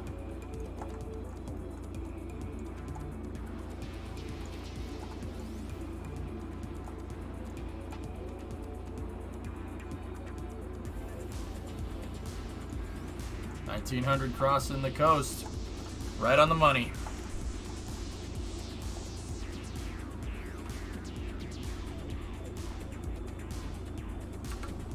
Beginning the first S turn.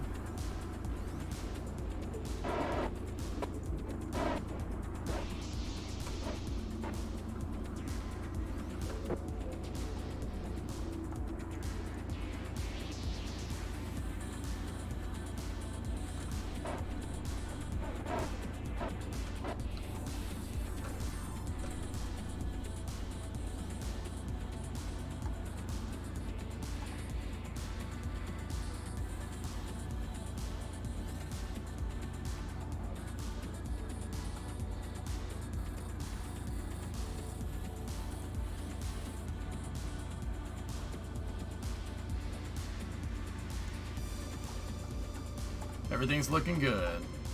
1400 over the mountains.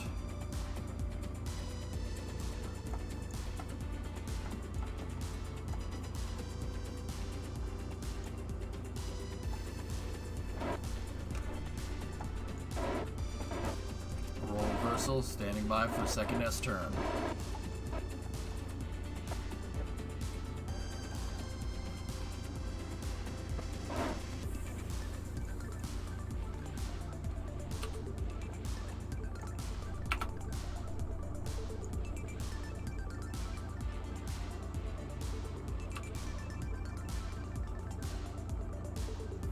Small one more flies just fine, dude.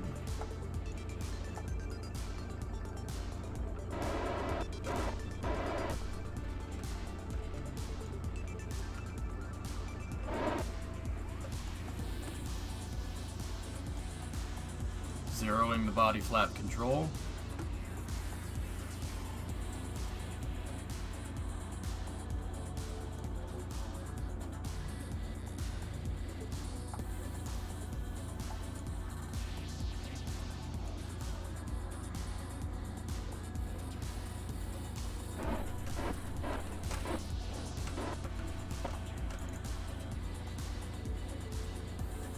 Deploying the speed brake.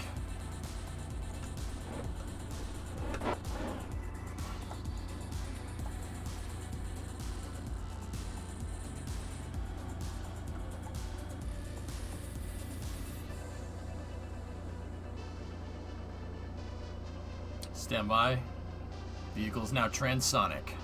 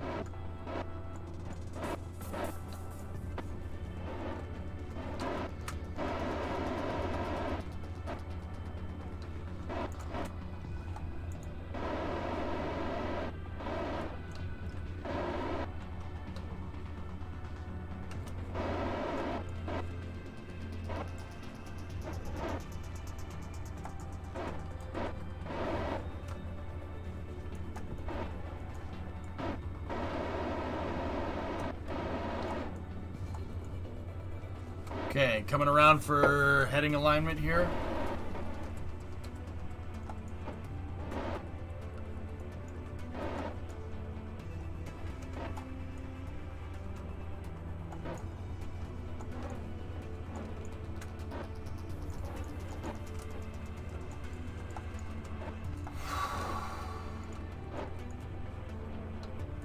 Speed brake deploy again, coming in a little fast.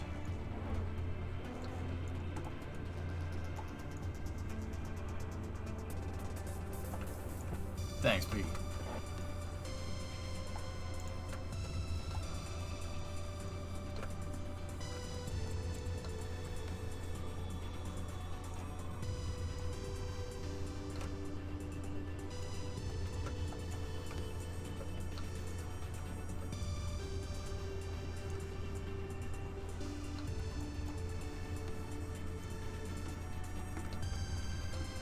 We're on final here at runway 27.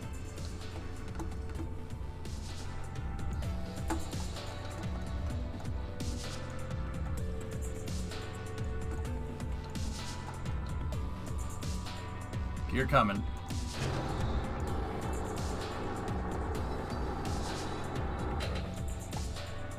Gear is down.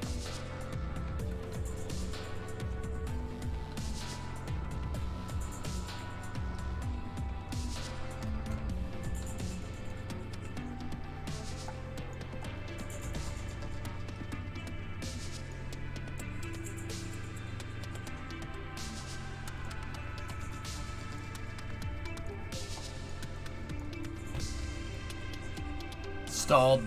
Not good. Oh. Did a little bit of a carrier landing there, chat, but we're down.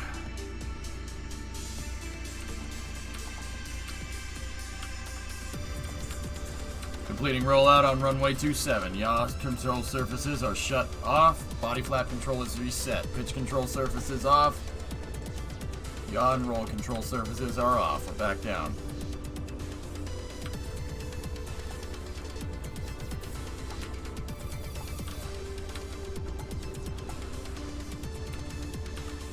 Tango Delta.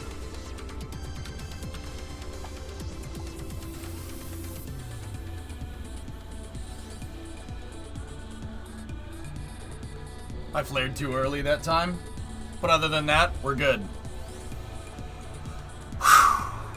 Convoy 1. We'll stop on 7. We'll stop. Y5, day 193, 01, colon 48, colon 53. Orbiter landed, runway 27, and we're ready to reuse this thing again. Next mission. Not bad. Gene Kerman is pumping it here right now. Yeah. Elon responded to Tim's question about Starlink coverage on the Constellation altitude. All right, what do we got? We'd use our KA parabolics or laser links for Dragon, Starship, or other spacecraft as soon as they get above cloud level.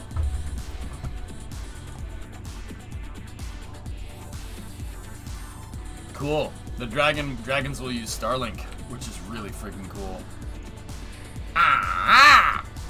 Alright, how much time do we have before that satellite gets out to where it needs to be? Okay, we got a second.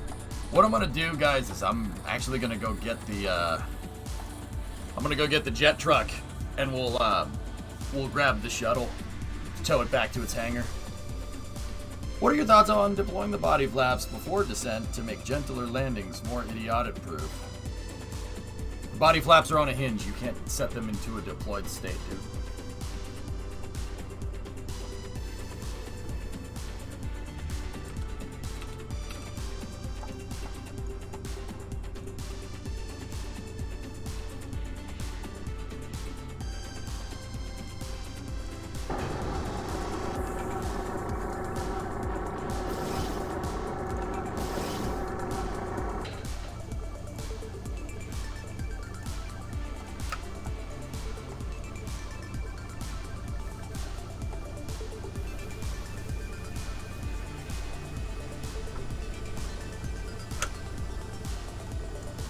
Moving the integration crane back into position.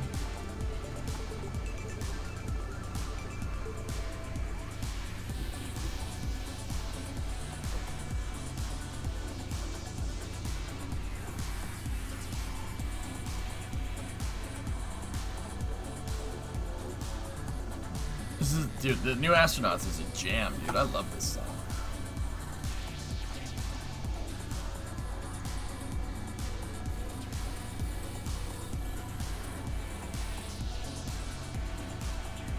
You need them to flare correctly, dudes.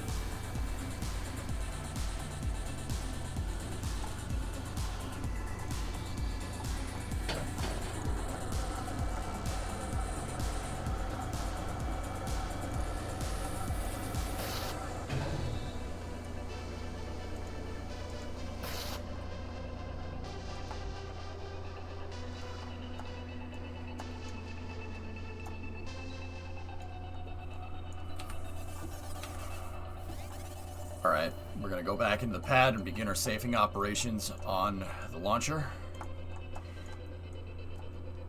First thing we're going to do is open up and unfasten the launch box. TE transporter erector should be in the locked position. Transporter erector should be deactivated. Master control should be deactivated. Transporter erector deactivated. Launch box enabled into the reverse position. We are go for launch pad deintegration.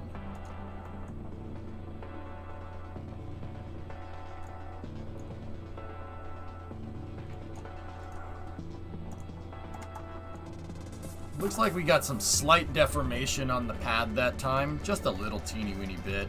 These panels really like deforming. They really like just wiggling around. I don't know how. I mean, we might just add struts to just add more struts. Have you tried adding more struts, Fivehead, to fix that?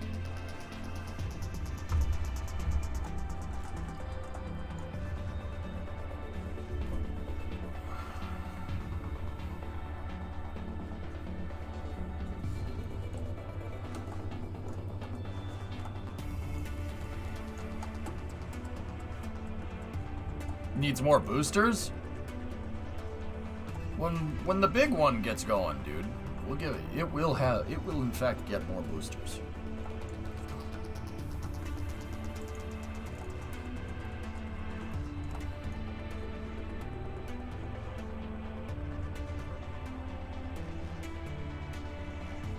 More! More! Oh, that's so funny, dude.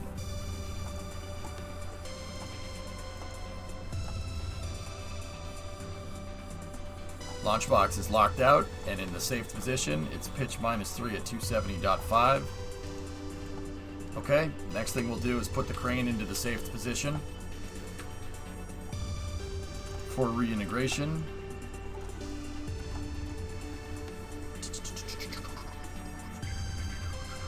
We launching ICBMs. I already sent an SSDO, Charney.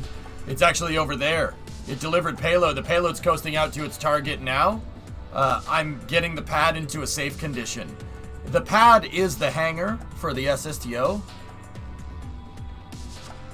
So, what I do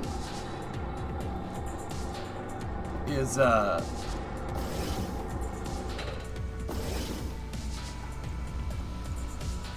get it back into position here.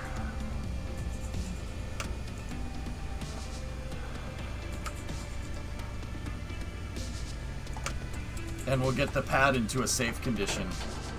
Because, Charney, I don't know if you were here the other day, man. I had problems. Whenever I got near the pad, it exploded.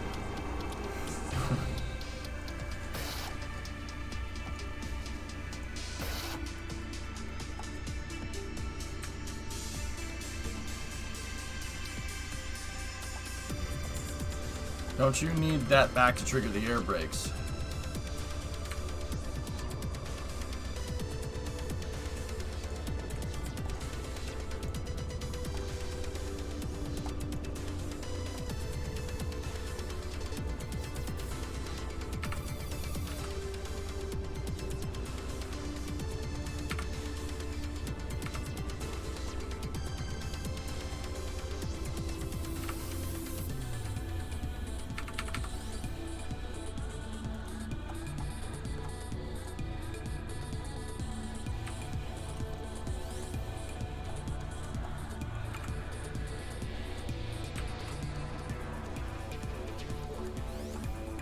Okay.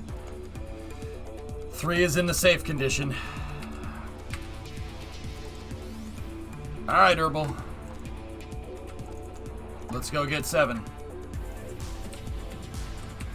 How have the flights been? It's been a while since I've been here consistently. You get the big one running yet?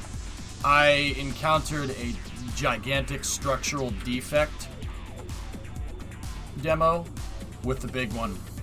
And, yeah, I encountered a gigantic structural defect. It needs to be remade. I sent another one up, it did its mission, everything went fine until I touched those gears into the ground, it obliterated itself. I thought safe condition was the crane back with full air brakes closed. It is, but I brought it to the next safe condition, John, where it's just attached to the pad. And that's the next save. That's the next integration operation to reintegrate the SSTO. How's the debris recovering doing? I got some of it back. What about the flights with this one? 7?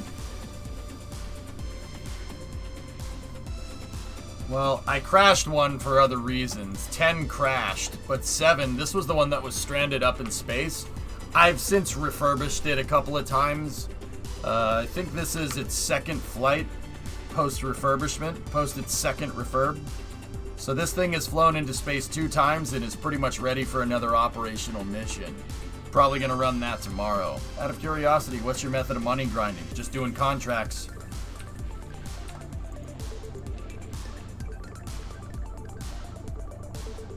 I've run into a little bit of teething problems getting this figured out, getting the launch complex figured out. That mostly entails with, like, I got it working pretty good over here, and then I decided to move it over there, so it's out of render range of the big one. I wanted my small SSTO operations to be running completely independent of the big ones. And unfortunately, to do that, I'm gonna need a couple mil. Satellite insertions are the easy ones, Charney.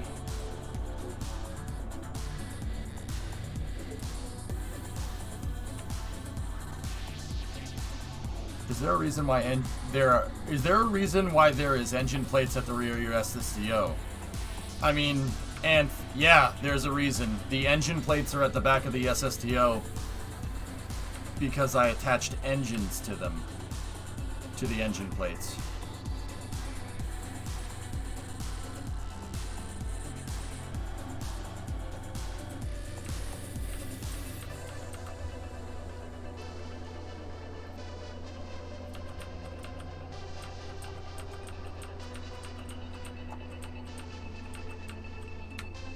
Oh, no.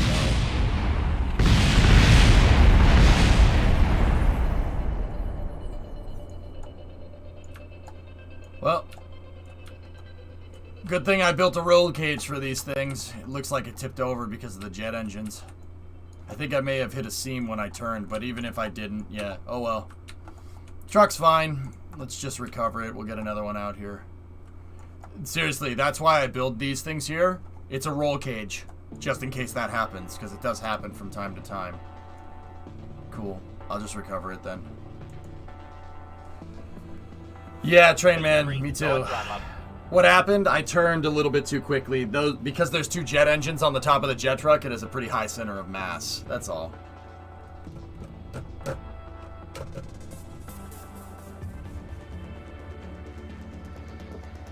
If I killed him, I would have just been like, yeah, we're done for the night. No, but I built those roll cages, like I said, for a good reason.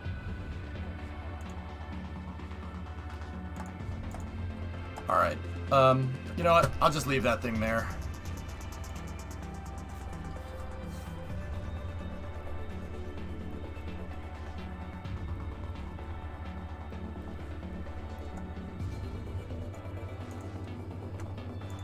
Seven will just chill on the runway for a moment. It's not like it's gonna rust or anything. Wouldn't that be crazy if there was weather in KSP2? Oh my goodness. I don't know how they would do that. That would suck so hard, man.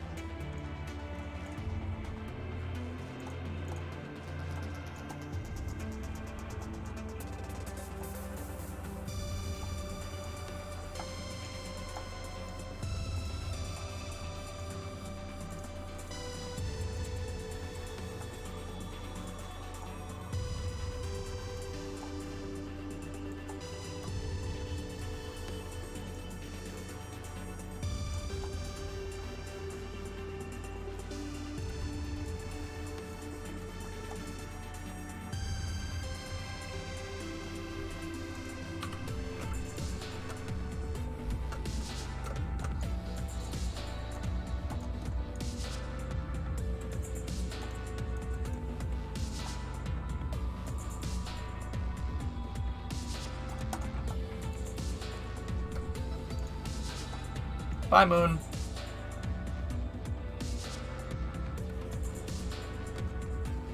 Stand by.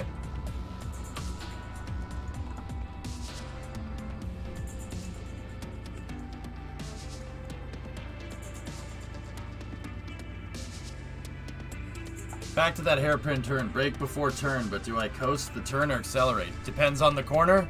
Usually you accelerate at the apex of the corner, so about halfway through it, but corners do change. It depends.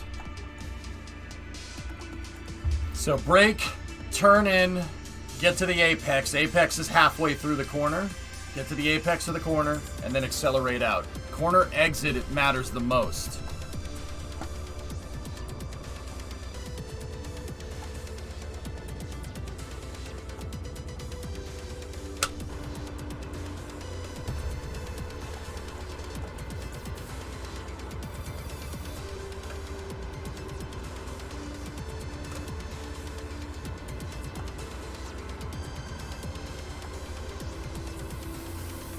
Just curious, how many times have you played the new Astronauts? I don't know. It's good background music, dude.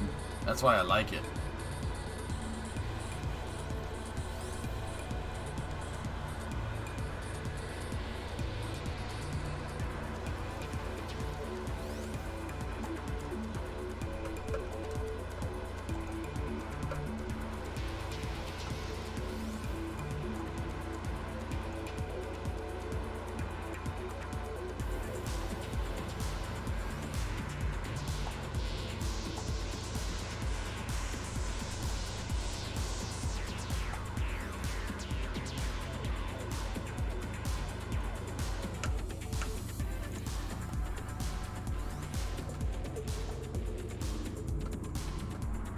And contract get. 80 grand in the bank. 4 science, 10 rep.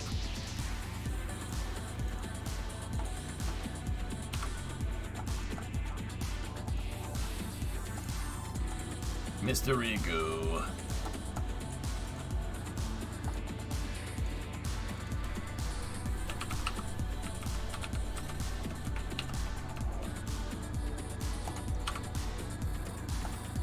All right, mission complete.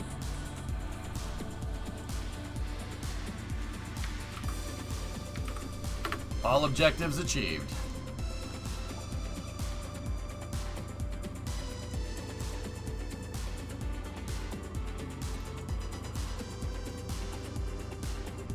I don't think the magnetometer boom's gonna give us anything up here, but we'll see.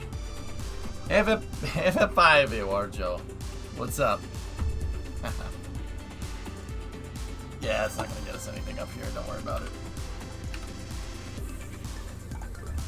Check the contracts for the next mission. I did some testing. If your large SSTO is going straight down from 5,000 meters, when it gets to 1,000 meters, it has a drag of 1,181 kilonewtons versus 786 if attach the engines to the back of the fairing instead. Yeah, I know, Anth. I designed it that way on purpose. So that's what I keep trying to tell you.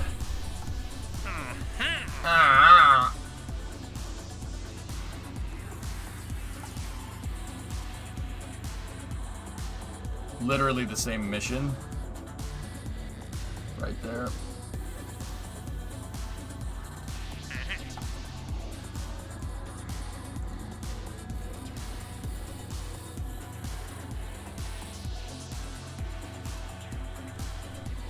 Yeah, I designed it to create drag like that on purpose, dude. Yeah.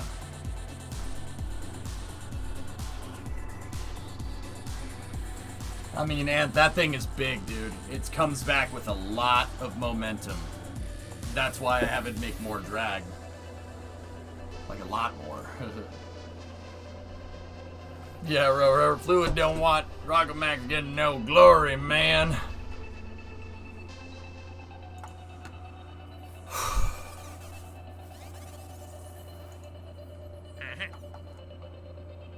Yeah, that's another 100K right there. Huh.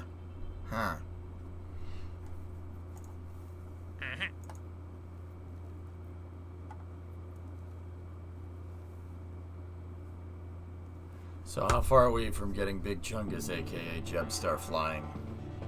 I'm still about 500K away, which sucks. Losing 10 really was a huge setback, because it's 100K down the tubes, basically. And the payload with it, which...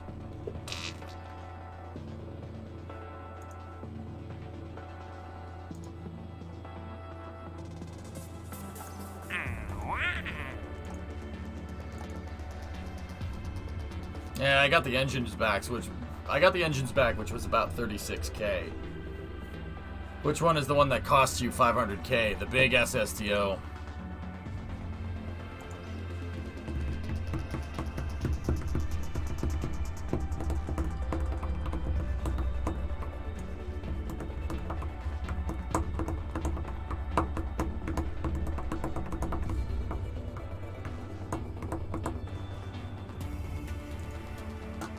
I'll show you it, Charlie.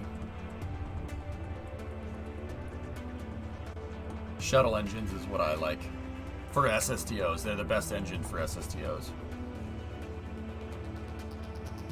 Here. This is the big one.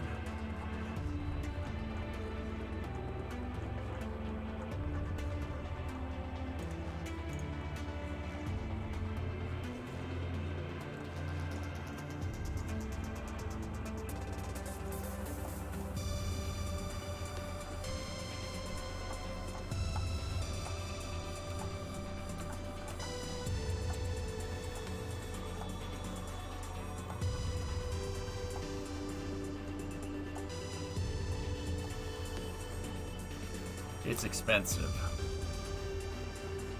And the launch pad for it is about the same price. So I could pay for one right now.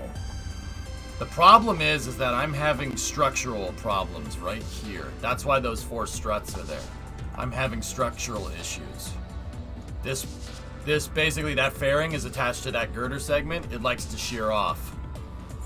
In a hard landing, it likes to shear itself off, which really sucks.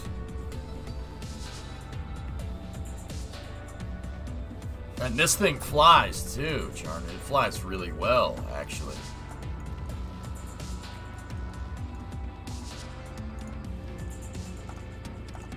Yeah, because it's basically an exact replica. It's the same thing as the small one, just with just a little bit bigger. Wait, like fly? No. No.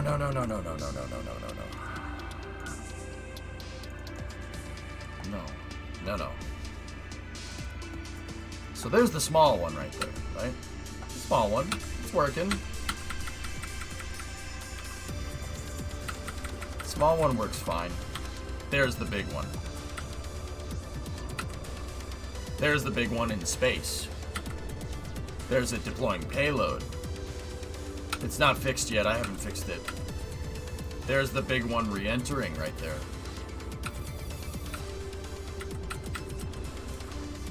And there...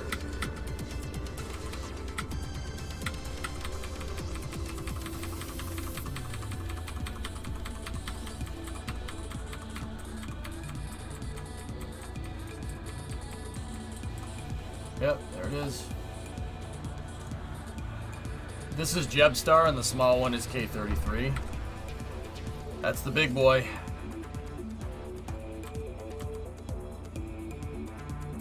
There's the big one re-entering. There's the big one coming back, man. It's pretty coggers. I still haven't fixed it yet, guys. No. Don't ask.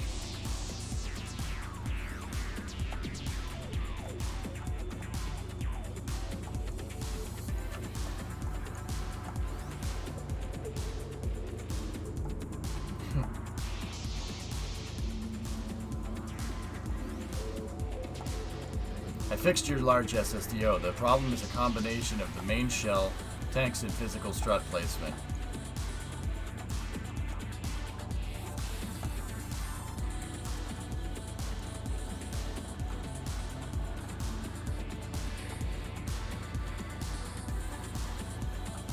Physical strut placement. The main shell is not a problem, man. Yarg landed this thing with the exact same main shell intact and he got it to work. It's not the main shell. What do you mean by physical strut placement, dude? Tell me. Tell me, bruh.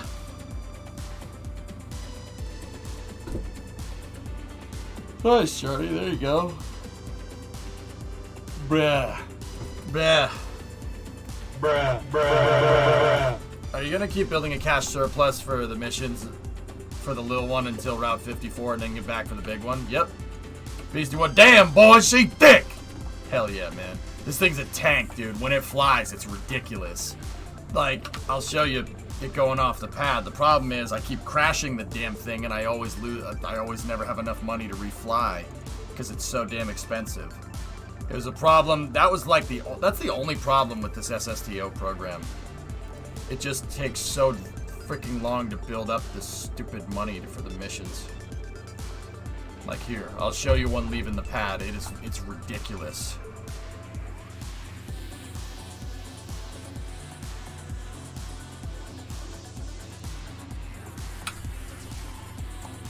Look at that. Unbelievable. Bruh. I will place physical struts and instead of it getting better, it will explode instead. You versus the SSCO she tells you not to worry about.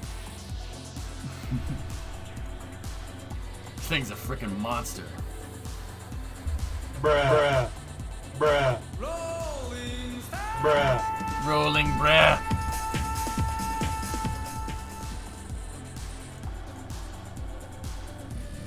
She's a beaut.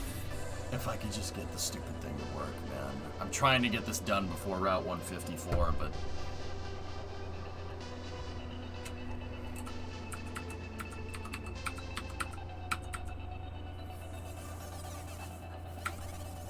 Look at that thing. It's such a unit.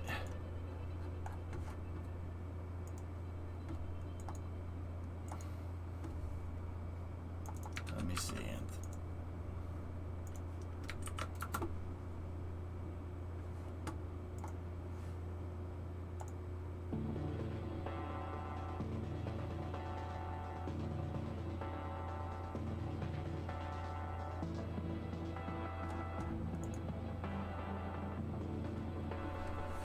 Payload, 25 tons. Wow. So what did you do? How much prep can we get done tonight in hopes of a double launch tomorrow?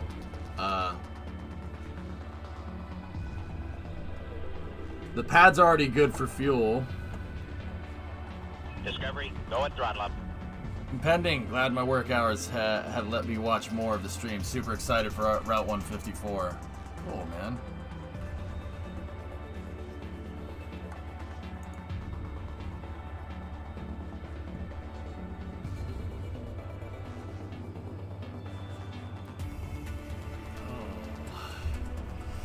So, Anth, what did you do? What'd you change?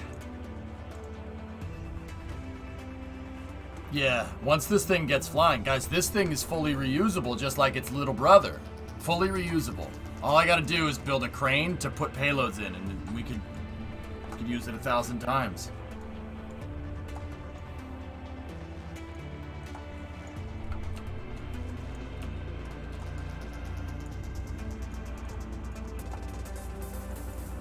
Okay, so as a noob, do I just do satellite missions with a hex root part and just boost to get it up? Yeah, I mean, that should work.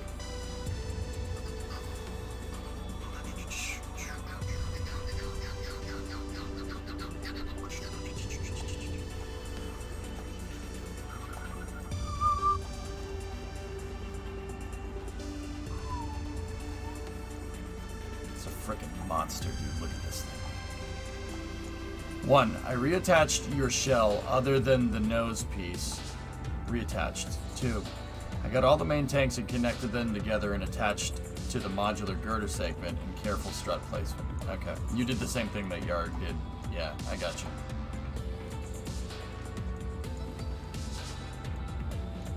Bruh. Bruh. Bruh. Bruh. Bruh. Bruh. Bruh. Bruh.